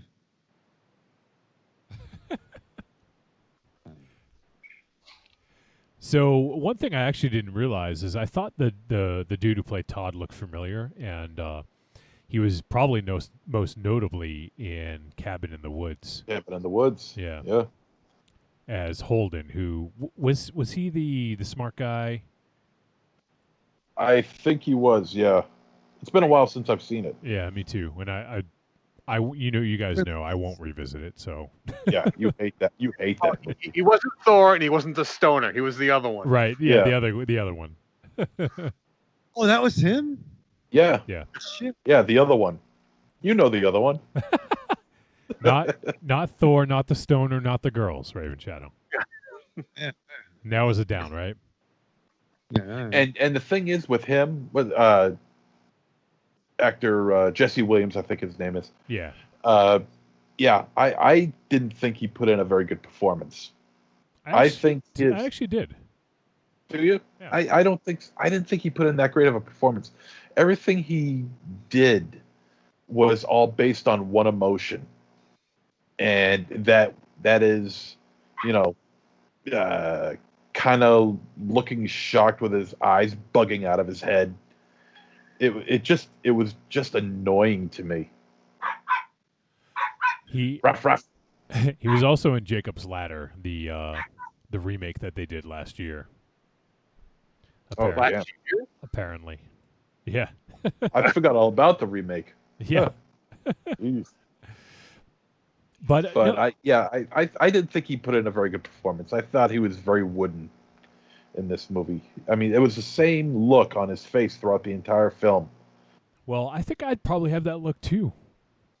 Like, honestly, like, how do you, like, come to terms with this, that your creation is getting people killed? Like, not only is he profiting off of victims, but then he's creating more victims in a sense, Well, then you have to deal with not only with that, but in going into the whole idea of now you got copycat killers. And so that touches the whole subject of copycat killers, people recreating death scenes from horror films and shit like that, or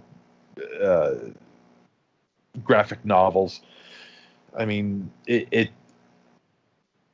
touches upon a very, a subject that's in the now. I mean, we get that stuff happening all the time. Well, this person saw Friday the 13th and decided to kill somebody. It's like, but I mean, I'm trying to think of a movie that reflects on that.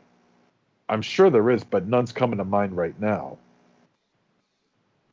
Well, one of the interesting things about this is I think let's see. So it sort of speaks to that whole kind of like making a hero out of a killer, or maybe not hero, but martyr. Like our society, and we've talked about this before. I remember Dane called in with a voice message about it. But our society is infatuated with serial killers, right? Oh yeah. Like to the point where they're seen as like this. It's just this morbid curiosity, and people like if you look at podcasts like Serial or like I don't know How to Make a Murderer, or what was the one that you liked on Netflix, MZ? Mindhunter. Mindhunter, yeah.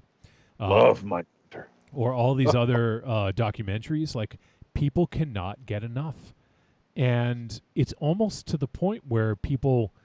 I'm not going to say hero worship because I don't think people actually want to be these people. At least not everyone. Some people may. But there's something about that, and I feel like this kind of tackled that a little bit. And I thought it was interesting that they did. I don't think they actually dove into that enough. Yeah, you could be right.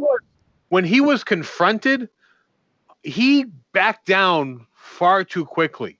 Because for the amount of time this comic book has gone on, that could not have been the first time he was confronted about this character. And for him just to back away like that, especially in that situation that he was in. Agreed. And that's one thing that stuck out for me. It reminded me of, some of you guys might know this name, of Hart Fisher, who had a comic company in the 90s. And he was most famously notable for like the serial killer trading cards and he would do like the Jeffrey Dahmer Oh yeah. autobiography. Yeah. You know, and he was the kind of a metalhead, you know, long-haired dude that would tackle that subject matter. In a lot of those books, it wasn't Kitchen Sink Press, but yeah, Hart Fisher was the creator. Yeah. I had Slam- those. I'm sure you did. Of course you did. No, I really did. I even had I even had serial killer comic books and everything. Do you have serial killer cereal? No. I guess I'm not really that much of a fan. What would that be? Dahmeros?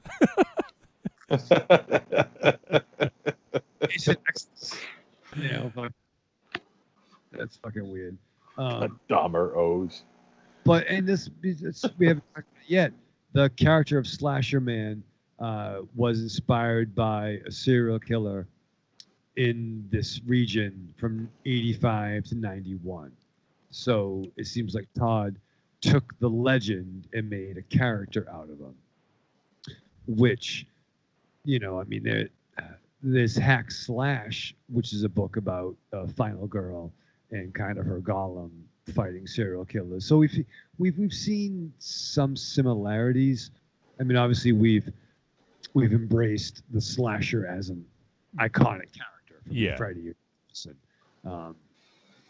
And it's the same heat in that episode when he's on the radio show and he's getting stepped to. I agree with Eric. He's like, that shouldn't have been his first rodeo. But I think as we learn more about Todd and where he is, and maybe why I don't think he would have gone to that region if it wasn't for his girlfriend.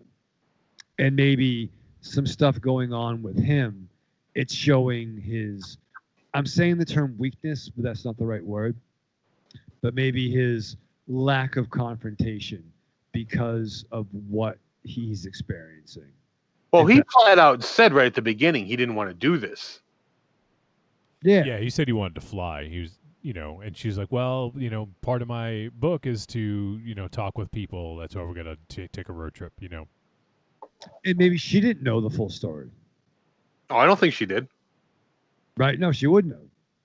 I don't think even the fan. In fact, that's a weird bit of misdirection where maybe he hid a lot of things from his audience. Could be, yeah. Well, I think he hid everything from his audience. Right? That's the thing, right? Yeah, and I think that is, I mean, and that's kind of part of, once again, that honesty in art, you know, because he, and I may kind of rethink my answer in saying that he wasn't honest about his art and where it came from and that sort of thing. But the only thing he was honest about was, you know, his sort of uncertainty of how to end it, you know? And actually, at times, he was honest when he forgot himself and then would backpedal. Yeah, yeah. Mm-hmm. Yeah, it's interesting. And one other thing that made me think of MZ is when the idea of suffering for your art, right? I know MZ has brought that up innumerable times. Yes. And it's just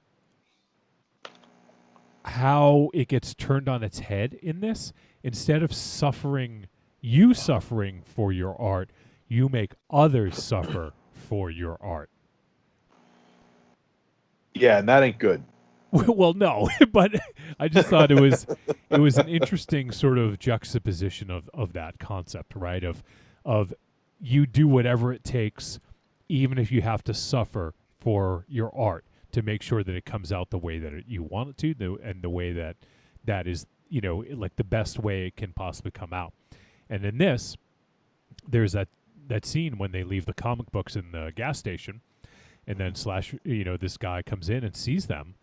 And I got to be honest with you guys, it's probably not that crazy to make this jump. But as soon as the guy, Slasher Man, gave the numbers, I knew they were page numbers, like, because he was looking up like Bible verses and stuff like that, you know. And I'm like, oh, like he's definitely doing that. And I guess it wasn't that really hidden because he was looking through the book anyways, but. That triptych was definitely pretty intense. And to have this sort of copycat killer be, so it's like a copycat of a copycat of a copycat almost, right? Pretty much, yeah. So I thought that was, I don't know, I just thought that was kind of a cool concept. And one other thing about this, Jay Baruchel being Canadian, I read an interview with him, and he said it's not an accident that our movie is about 3 Canadians and a transplant Canadian who's actually American going to the States and having a bunch of bad shit happen to them. So that's just another one of the sort of like little plot points about this that I think is important as well. Is nothing good happens in America. Nope. Not anymore. Yeah, exactly. Not anymore. Nope. And I thought the character of Slasher Man was also very effective. Yeah. I thought he was very effective. He kind of reminded me of he kind of looked like Ed Lauder mixed in with a little bit of Craig T. Nelson. Yeah, no, he was good. He was very effective. Really kind of only spoke when he needed to. And when you do see him, and when he does speak, it's either over the phone or behind the mask, the welder's mask that he wears. Although for some reason, I feel like I kind of feel like he lost a few points when I saw him speaking in front of the camera without the mask on. For some reason, that lost a few points with me. Why you believe you hear the words coming out of his mouth, over the phone or behind the welder's mask, threatening his victims. To see him talking in front of you and in front of the camera, and you see the words coming out of his mouth, it almost doesn't. It almost feels like like you lose some of that fear that's in him. He's not a very imposing guy. He's not a very big guy. He's average size, but the brutality of his murders really gave him a lot of credence. I think he could have been one of the more interesting serial killers since the guy, what's his, I don't even remember his name, but the killer in High Tension. That's what I was. Oh, yeah. That's the vibe. That's the vibe that I was getting from this guy. That he was a lot like that guy from High Tension, and but when he started to speak, I kind of lost some of the fear factor that this guy was gaining on me throughout the entire film. Because the murders that he was laying out was pretty brutal. There was some really sweet gore and violence in this movie. Yeah, there was, for sure. Yeah, but when he started talking in front of the camera, I'm like, I don't know if it was like the sound of his voice or what, but just something about it just kind of made me kind of lose a little interest in him. Well, I think the thing about this is, I mean, I think you might be thinking in terms of like, supernatural killers like Freddy and I was going to say Jason and Michael Myers, but they don't really talk. So, but other killers like that, Chucky or whatever, they're larger than life characters. This guy was supposed to be just a dude, just a dude who was inspired by this comic book to do these things, So that's why I think it was. I mean, for me, I didn't think anything of it. He's just a normal dude. He doesn't have to. He looked imposing. He doesn't have to sound imposing necessarily because he's just a normal dude, So I think that to me is even scarier, that a normal fucking dude would go to these lengths and would do this, So for me, that didn't bother me. But the other thing too is a lot of times, if you guys look at, obviously, we've had a lot of mass shootings in this fucking country in the last several years, and a lot of times there are, at least in some circles, people who applaud these killers, which is fucking disgusting, right? Like, there are people who are like, yeah, like, I wish I could have done that, you know? Obviously, it's a small percentage of people, but there's some, sick, fucked up people out there.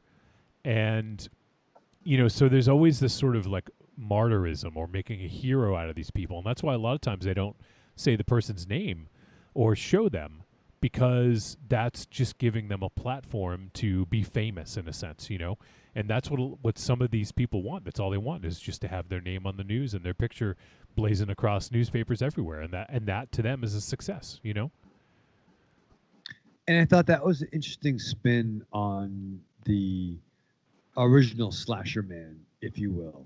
Yeah. I liked that take and that kind of. This movie did a weird thing where there's a lot of stuff we watch where you're like, oh, I was into it in the beginning and then I dropped off. For me, it was the opposite. So as more characters were brought in and as more cards were turned over, I got more and more into it based on how deep the characters got. Yeah. If that makes sense. Yeah, no, it does. I could definitely see that. I was pretty well invested all the way throughout, I think. I do think that the MZ had touched on this, but I think the gore was really well done. I thought there was some excellent gore. I thought it was shot well. That triptych scene was well constructed, and even because they showed that during the day, like when you got to see it, I thought that they showed just enough of it, because you can, as you guys know, if you show close up and linger on it for too long during the day, it might not look as good. It might not look as real. But I think they did the right thing with that. And, I think that a lot of this, for someone who's not really a director first, I mean, he has directed a few things. He directed the Goon sequel. Did you see the Goon, Raven Shadow? I saw the first Goon. The hockey movie Goon. The hockey, yeah, right. Yeah. Yeah. Not the comic, what? Yeah. They both on Netflix last time I knew. Yeah, I saw the first one on Netflix like years ago. I didn't watch the sequel though. But I mean, so there was some in that too. Though. There was some brutal with the fucking punches and shit. Yeah. Yeah, so I mean, obviously he's directed, but he seems like he is pretty well seasoned at this point. And I thought that there were some really great shots and some just the way some things were handled. I thought were really well done. There was some downright fucking treacherous scenes. I mean, like, yeah. What led up to triptych? That pulled no fucking punches. Yeah. In the car, you mean? The car? Like, don't get it fucking twisted. Like, there's some bad days for people. Yeah. And then when he pulls out not only fucking, carving weapons, but pulls out fucking heavy machine guns. Yeah. Yeah. Jason isn't fucking full fucking metal jacket. No. This dude is prepared, that's for sure. Yeah. So, and the other thing I wanted to bring up is, once again, this is all sort of about obsession. And there was that scene where they were doing the signing, and the fans were waiting in line, and that one fan who had the diorama fucking trucks. Oh, the truck? Yeah. Like, that was like, I mean, that's everyone wants fans that are really dedicated, but that was another level of dedication, right? Yeah.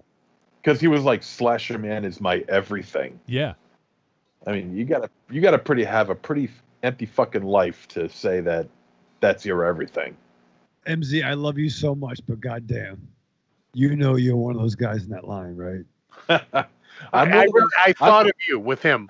I'm one of those guys in that line. I'm definitely one of those guys in that line, but I'm definitely not the guy with the diorama. You're not talented enough to be the guy with the diorama. That's one reason. The second reason is that I might be crazy, but I'm not insane. So there's that. Crazy, but not insane. Insane? That's right. Crazy? Oh man. So yeah, I thought that scene was pretty well constructed, and seeing that fucking truck was like, Like, and you would have to think, especially with what they're going through, that dude was the one, right? They had to definitely at least ponder that. So here's the thing now. Yeah. Is it disappointing that we didn't see a fucking? That's like it was a big rig like the truck from Knight Rider that Michael Knight would pull into, but make the truck in Karate Kill, but picture a truck that being a slasher dome with different rooms for slasher shit. Is it disingenuous we didn't get to see that live action? Is it disingenuous? What do you mean? I'm not sure what that word means, but like, would it have been cool to see? He had a van, but like, it would have been cool to see that fucking tractor trailer live action, right? Sure, it would have been cool, but you know, they ain't got that kind of budget, man. Man, part 2. Part 2, Slasher Man 2. Part 2, more slashing. So is there anything else you guys wanted to bring up about this flick before we head to the verdict? Anything we didn't talk about? No? No. You guys never have anything else to talk about when I say that. Well, I don't, because I feel you want to end it is what you're trying to do.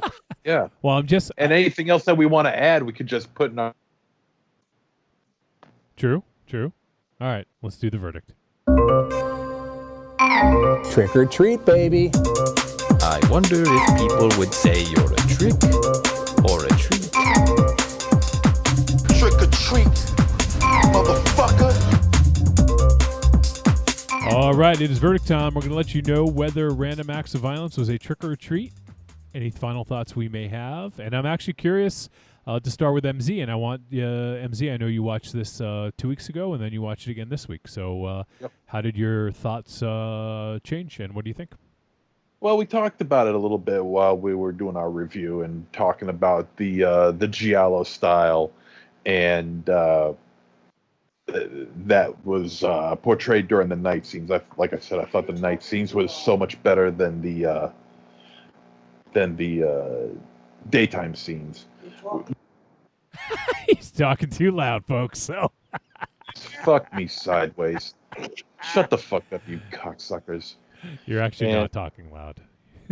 No, I'm not. I'm not. She'll always think I am. God,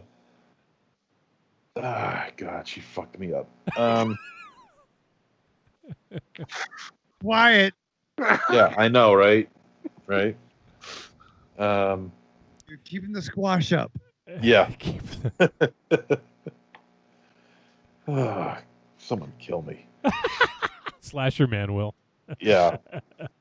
I was talking about the giallo style. Yeah.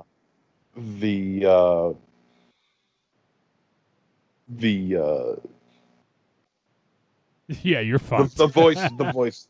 I know hearing Slasher Man's voice, not so much seeing who he is, but his voice.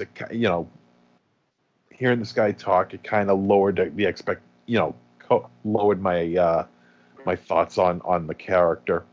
Another thing that I didn't like was the ending. There was nothing really particularly scary about it. It had its gore, but it was not particularly scary. It almost had a philosophy. Almost tried to be philosophical, like making you think. And after the brutality that we saw, I don't want to think. I hate thinking. But what I saw before that was really good, I think it almost goes to the point of early 80s horror, 70s horror in some scenes. And it was very powerful doing that. I thought the score was good. I thought the score was very good, in fact. I didn't think Jesse Williams was all that good of an actor in this movie, though. Everyone else was fine. Him, on the other hand, I did not think he pulled his weight on it. I think it was, I think he just carried around one emotion throughout the entire film, even before when all the shit happened. He just had this one look on his face that pretty much had his eyes exploding from his head. You know, so kind of like Sam Neill in Jurassic Park. All you see is his eyes exploding from his head, and that got annoying. But given everything else, I will say this is a treat. For 81 minutes, it seems awfully long. Now, Wolfie, I know you said that it was probably longer than 90 minutes, and it might be. Actually, I don't know. I'm sorry, it was only 80 minutes. I think I might have been thinking of last week or something. It is 80 minutes, yeah. Okay, well, that's a very long 80 minutes, but I'm not saying that's bad. It's very good, in fact. So yeah, this is a treat. Recommended. I would definitely check it out. It's definitely for the gorehound. The gorehound will definitely dig this, I think. Check it out. All right, there is MZ's thoughts on the film. Let's go to Aries. All right. Every so often, we watch movies that when I finish watching them, I'm not entirely sure where I'm going to vote. And I need to sit down and hash it out with my friends and talk about the movie and make me think about what I've watched. And this is one of those movies. I am happy when these movies come about because it's one of the things I love. I love talking movies with my friends. That's why I do this. Unfortunately, as I discussed this movie didn't get any better for me. It made me realize all this movie's faults. This movie, I don't think had any good acting in it. There was multiple of my friends have discussed the good acting. I didn't see it. They went in particulars about the acting, and I strongly disagree with the acting and character motivation for certain scenes. The slasher man, he was acting out in such a ways that I thought they were going to build this character to something great, and it was absolutely nothing. This character was building to something, and it just fell flat. I don't know what it was building for. I was excited to what it was building to, and it was absolutely nothing. Although I understand where they went, I don't understand as it was building. The character acted in a certain way, and then at the end of the movie was 180 as to how he was acting. And I strongly disagree with that. And I just the movie was too short. I think with a longer runtime, and they could have dove into more of the character development and shown more kills, I think would have done this movie some justice. I understand that probably budget was a lot to do with it, but the strongest bits of tension were the phone calls with the numbers. Although I understood what they were saying, the characters not understanding, I didn't have a problem with that because it wasn't. I understood, but I didn't 100% understand. It wasn't until they understood that it clicked, that not everyone thinks like that, and my mind didn't go there originally. But I understood, and I could understand why characters wouldn't understand. So, all in all, well, this movie did have some decent gore, though not enough to carry this movie. If gore is all you're looking for, you can find this elsewhere. If story is what you're looking for, you can find this elsewhere. So, unfortunately, I am going to have to give this a trick. All right. Let's hear from Rave Shadow. Oh, shit. Aries fucked it up for me. He fucked it up for you? You don't know what your own opinion is? No, I knew what it was, but now it fucking changed. That's why we talk. Yeah, well, fuck. Next time, it goes MZ, me, then Aries. I don't know why you fucking up, Johnny. I fucking mixed it up from time. time. It used to go that way. I go in the middle. Yeah, it used to go that way all the time. Well, I get a little confused now. Motherfucker, you happy when you're last, right? Sometimes. You know. All right. I've said it before, I said it again. Unlike other movies we watched, this movie got started off kind of weak and whack, but I got more into it. And I thought there was a lot of practical effects. There was some great gore in this. And there was a few gore where I'm like, all right, stop it, slasher. They're fucking dead. Like, you're being fucking an asshole. Like, how many fucking times can you fucking stab somebody? Dick. But,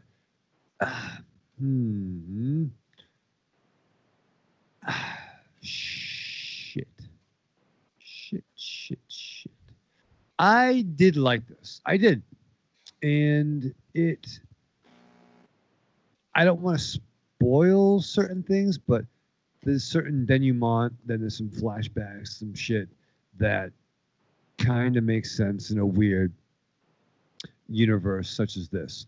I'm somewhere in the middle of MZ and Ares, but overall, I think it finished strongly. I for a while, I was convinced that the slasher man was actually comic book artist Kyle Hoyt's, because they look very similar. He's a big fucking bald dude who works out, and Killer was. And I had to keep watching the fucking credits. I'm like, it looks fucking like that dude who did Nightman, did a bunch of Carnage stuff, did a bunch of Batman Spectre stuff recently. It wasn't him, but I kind of thought that would be kind of a meta take. But overall, I did enjoy this more than I thought I was going to. And I would say this is definitely a gory slasher treat, man. For real. All right. And for me, I also did enjoy this for the most part. I think it did bring about some interesting conversation, especially as it relates to the idea of suffering for your art, being honest about your art, and then also sort of just the infatuation with serial killers and bad people. You know, like I think it brought some interesting topics to the forefront here, and I like that. And I like having a slasher film that isn't bogged down with so much subtext that it doesn't have a chance to actually be a slasher film, but is a slasher film with a little bit of a message and has not necessarily a message, but has some topics of discussion revolving around it. And I think that this film did that successfully because I think we had a good conversation about some of the topics revolving around that. I did enjoy the way this was filmed. I thought the acting was good, especially the one thing that really stood out to me was the kill scenes. I thought, like, typically, I think when people are on screen for 2 or 3 minutes, they kind of just kind of mail it in. But I thought the people in this, especially that triptych scene, I thought were like really convincing, which you don't typically get all the time. So there's that, and I thought that I mean, I can't imagine what it's like to go through what Todd went through with creating this, basically exploiting victims, basically profiting off of them, and then sort of kind of keeping the secret about where it all came from and kind of keeping a little close to the vest and not really coming to terms with that. And then on top of that, inspiring someone else to do this. And I don't know, I just thought that was sort of just an interesting dynamic that we had in this. And yeah, I mean, I think that it's well constructed, it's well made, and I dug a lot about it. And I think it's a treat for me. So it is available on Shudder if you guys are interested in checking it out.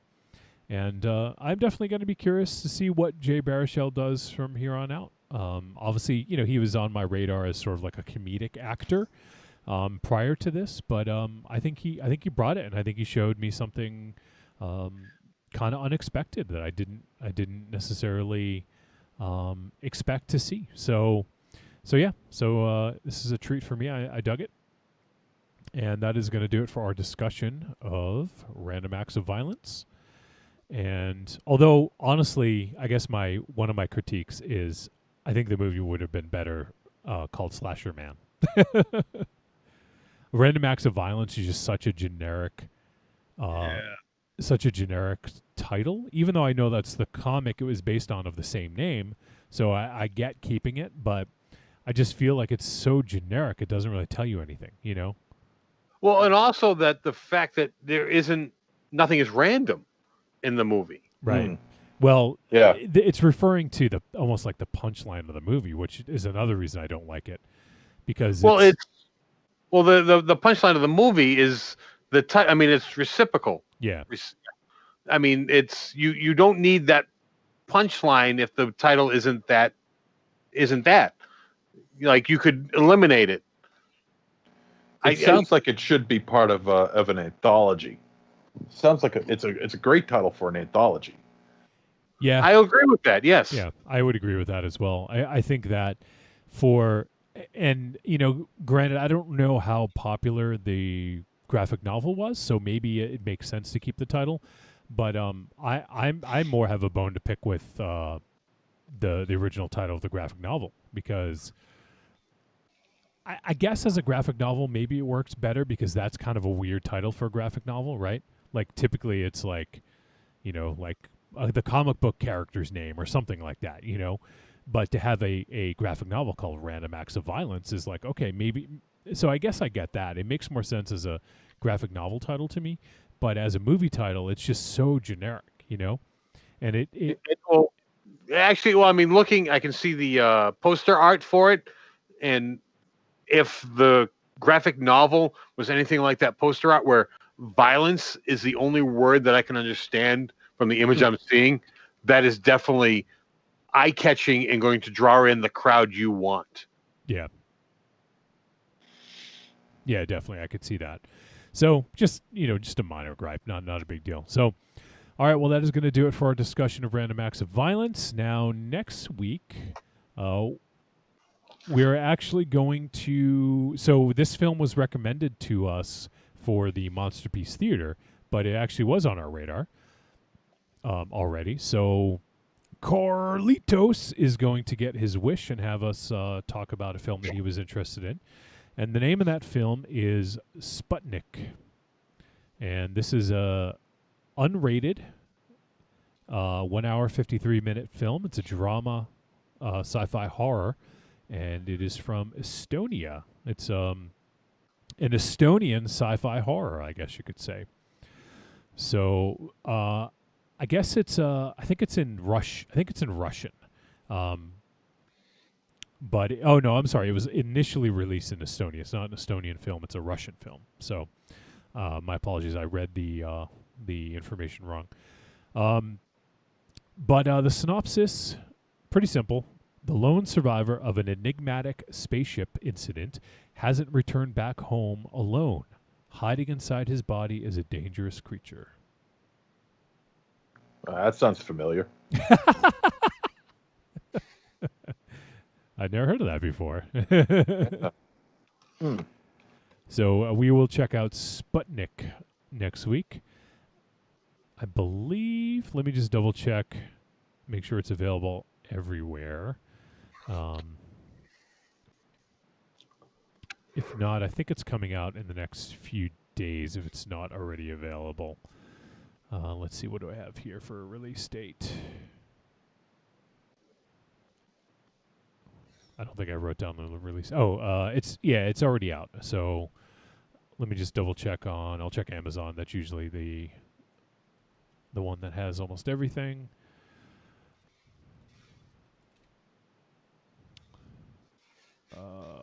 Sputnik. There's as you can imagine, there's a lot of things called Sputnik. So, yep, it is available though. Okay, so you can get it subtitled or dubbed.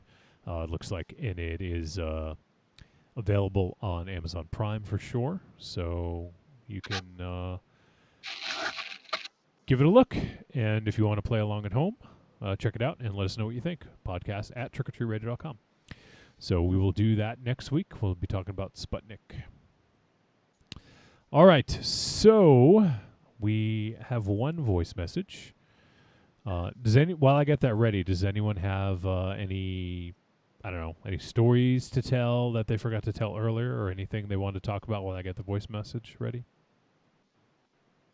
Of course. Raven Shadow. Of course, as I say that, well, he's got the phone 2 inches from his face, so. Yeah. Fuck. Are you on discourse? Is that what he's going on there? Are you recording a message? Hello. Hello. Anyone there? Oh, hello. McFly. Weird. Oh, I was having anxiety. About what? No, leaving a message and like no one responded. So maybe I didn't do it right. Yo. Yeah, you didn't do it right. Yeah, you didn't.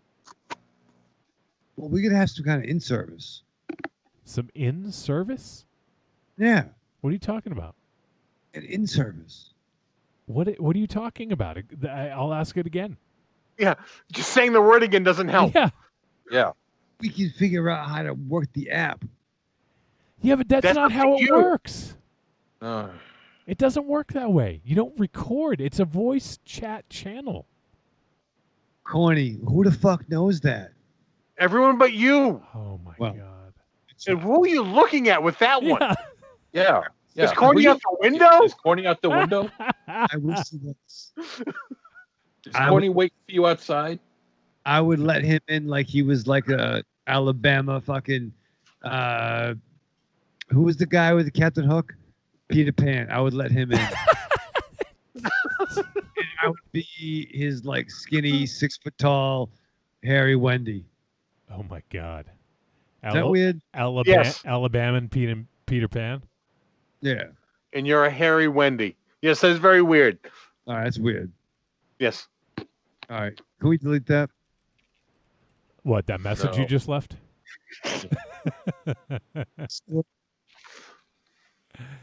All right. My God. My fucking God. All right. Do you want to hear from Tim Chuma? Yes. Yes. Please. Please, anything. From Melbourne? Yeah, Melbourne. Raven Shadow, when are you going to do flashbacks? Australian flashbacks? Saturday night. No. We're talking about a movie then. Oh. All right. Well, let's hear from Melbourne, Australia, Tim Chuma. Unbelievable. Tim from Melbourne here. Yeah, we're still in lockdown, so we're getting ads for all the movies, but they run up from Sydney, so everything's closed in Melbourne. So, it's still a few weeks off from seeing anything like Tenet or Bill and Ted. I had a look at the list of movies on Shudder. It's a bit disappointing considering all the Australian ones you could see. Maybe have a look at the Umbrella streaming service or Monster Pictures, because Monster, I know, is a horror-themed company. All right, thanks. Well, it looks like the offerings on Shudder in Australia are not as good as they are here. A lot of Australian stuff. So, all right, Tim, thanks for checking in, buddy. And hopefully, I don't know what it's like there in Australia, but I would not go to the movies here, even if they, I guess they are opening now, but I ain't fucking going to the movies. So. Yeah, it's gonna take a while for me to go to a cinema. Yeah. Yeah. Well, also you canceled your A+ membership, didn't you? A-list. A-list, whatever. Yes, I canceled it as soon as the fucking pandemic. Like there was like even a thought. A+, A-list. No. Holy Christ! All right, can we get some new jokes, please? Or are we just gonna drag that through the fucking mud? Go with the PJs. Okay, yep. There we go. Here we go. Same old joke. Oh, you're not one to talk. You dragged this one Yeah, out here we fucking go. way too long yourself. I haven't said It is anything. a fucking joke, by the way. Fine. It's his joke. You're dragging it on. Yeah. The voice first, but fine. Did you say divorce? I did. Well, fair. I had Listen to that voice. the voice, but fine. Corny says we ain't flying around the lair. Was he on his? Is he throwing pumpkin bombs at you through the on his hovercraft? Oh, please throw a pumpkin bomb at him. Yeah. Several. Raven Shadow will send him back in 8 months. Wait, Raven Shadow would be horrible if someone threw a grenade at him. Yes, he would. Oh, I'd be like Steve Rogers, dude. I would jump on it. You would not. You would stare at it. You would not. no. You would take it and you'd put it in your house for safekeeping, and then 8 months later try to return it. I would protect. I'd put it in the fucking mud room. No, you In wouldn't. the mud room. No, Yeah. you wouldn't. What is the I mud would- room exactly? That's where I fucking blow myself up. No, it's like You don't have a mud room. I do have mud room. No, you don't. Where's your mud room? Do you have mud in your room? Oh, not anymore. Do you make do you build sandcastles down there or something? I mean, why limit ourselves? We can figure some fucking. Uh, We're having sandcastle night. at the Blackout Bacchanalia? Yeah, All I'm right. gonna get one. I'm gonna get one of those turtle fucking things. Remember, like back in the day, the what do you call them? Sand pits? Turtle things. A sandbox that looks like a turtle. A yeah, sandbox. oh, those things, yeah. Sandbox night. Castles. Oh my god. Right in your fucking sugar hole. Right in your sugar hole. When you're sugar. Goddamn fucking sugar hole. Diabetes. Christ. All right. Oh my god. So Evil Corny posted up a nice gif of Elvira and her huge pumpkins. Yes. And that's not a euphemism. She's actually holding 2 big pumpkins. Ah, good. Oh man. All right. Do you guys have anything else? I saw I still haven't watched season 1, but I just saw The Boys season 2 just landed early on Prime. Oh, is that out now? Yeah. The 4. Yeah, so probably today, right? I think it came out, yes, because I just saw a news thing that said it came out early. Yeah, I'll have to check that out because I did enjoy season 1.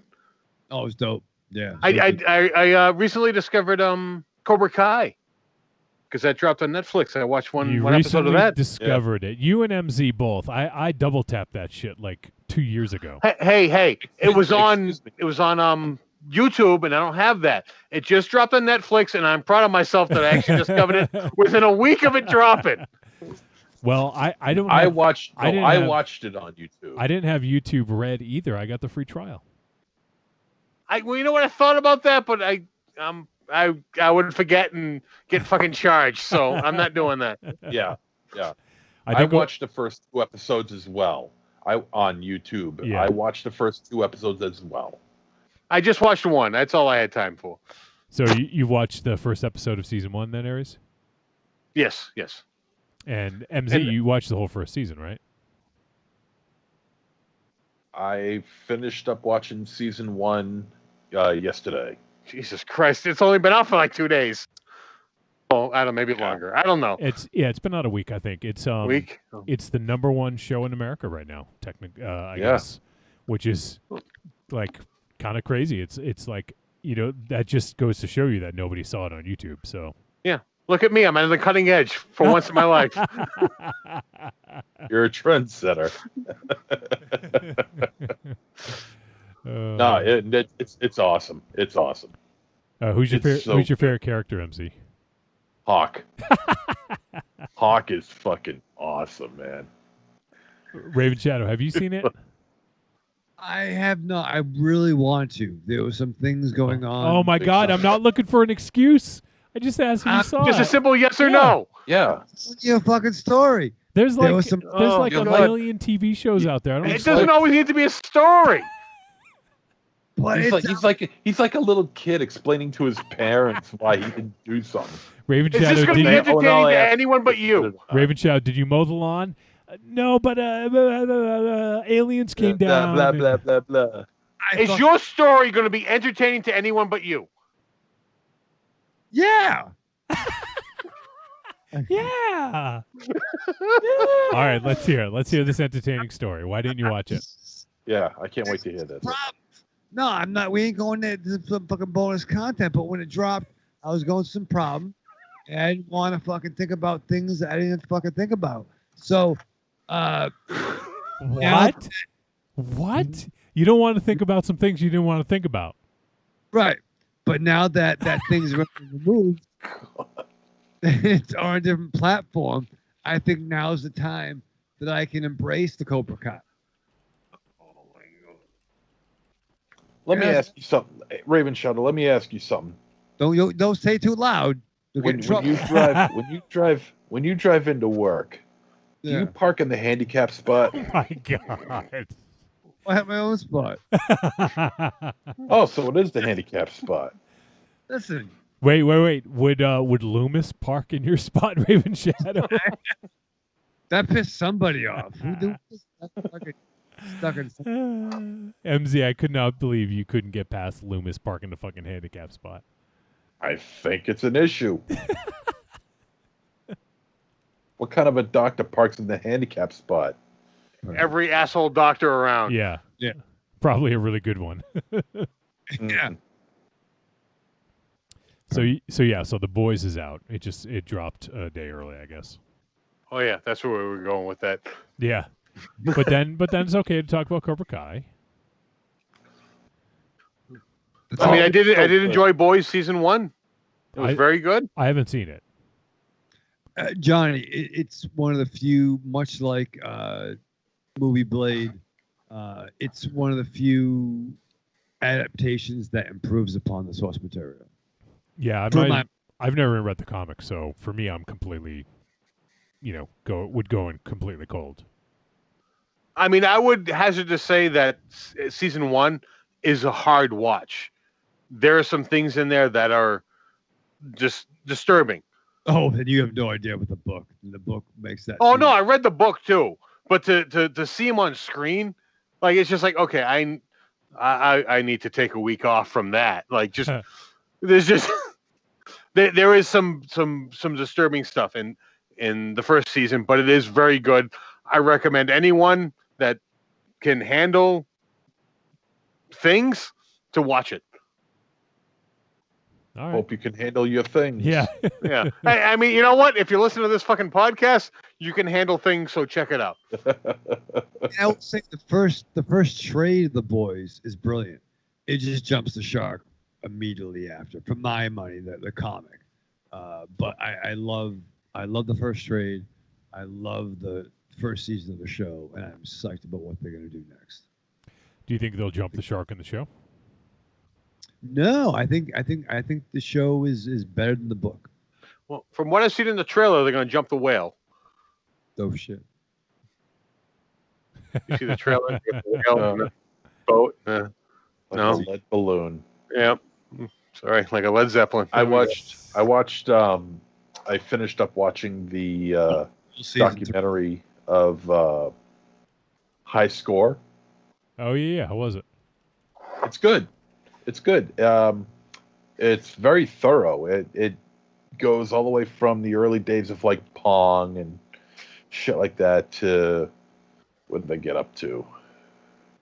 I actually know someone that was featured in it. Really? Yeah. The guy who created Miss Pac-Man. Oh no shit. Yeah. Wow.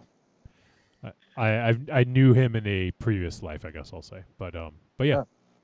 I saw that he was in it. And it goes all the way. Yeah, it goes all the way from Pong to like Doom, the first Doom, and I was hoping there would be more after that because there's so much more.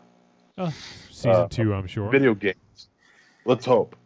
And if I'm not mistaken, I think it was episode 5. They started showing a little bit of Japanese wrestling. And if I didn't know any better, I swear I saw B&B Hulk. Maybe you did. Maybe I did. So somebody tell Dynamo if I'm sure he still rocks a hard on every time he thinks of B&B Hulk. So I'm sure he would like to know that he made his way into this documentary. It's very good. It's a very good documentary. Yeah, I'll have to check it out. I'm kind of curious. Yeah, it's like 6 episodes long. Good stuff. All right. Anyone else have anything? Raven Shadow? Any more stories? Any more excuses? No. Yeah, go ahead. Give us another excuse. No, I mean, An excuse for anything. tune in next week. Listen, I got problems. We know you got problems. You got problems, all right. Listen, fucking trying. Try harder. All right, Bruce Willis. Thank you. Try hard too. Try hard. Try harder.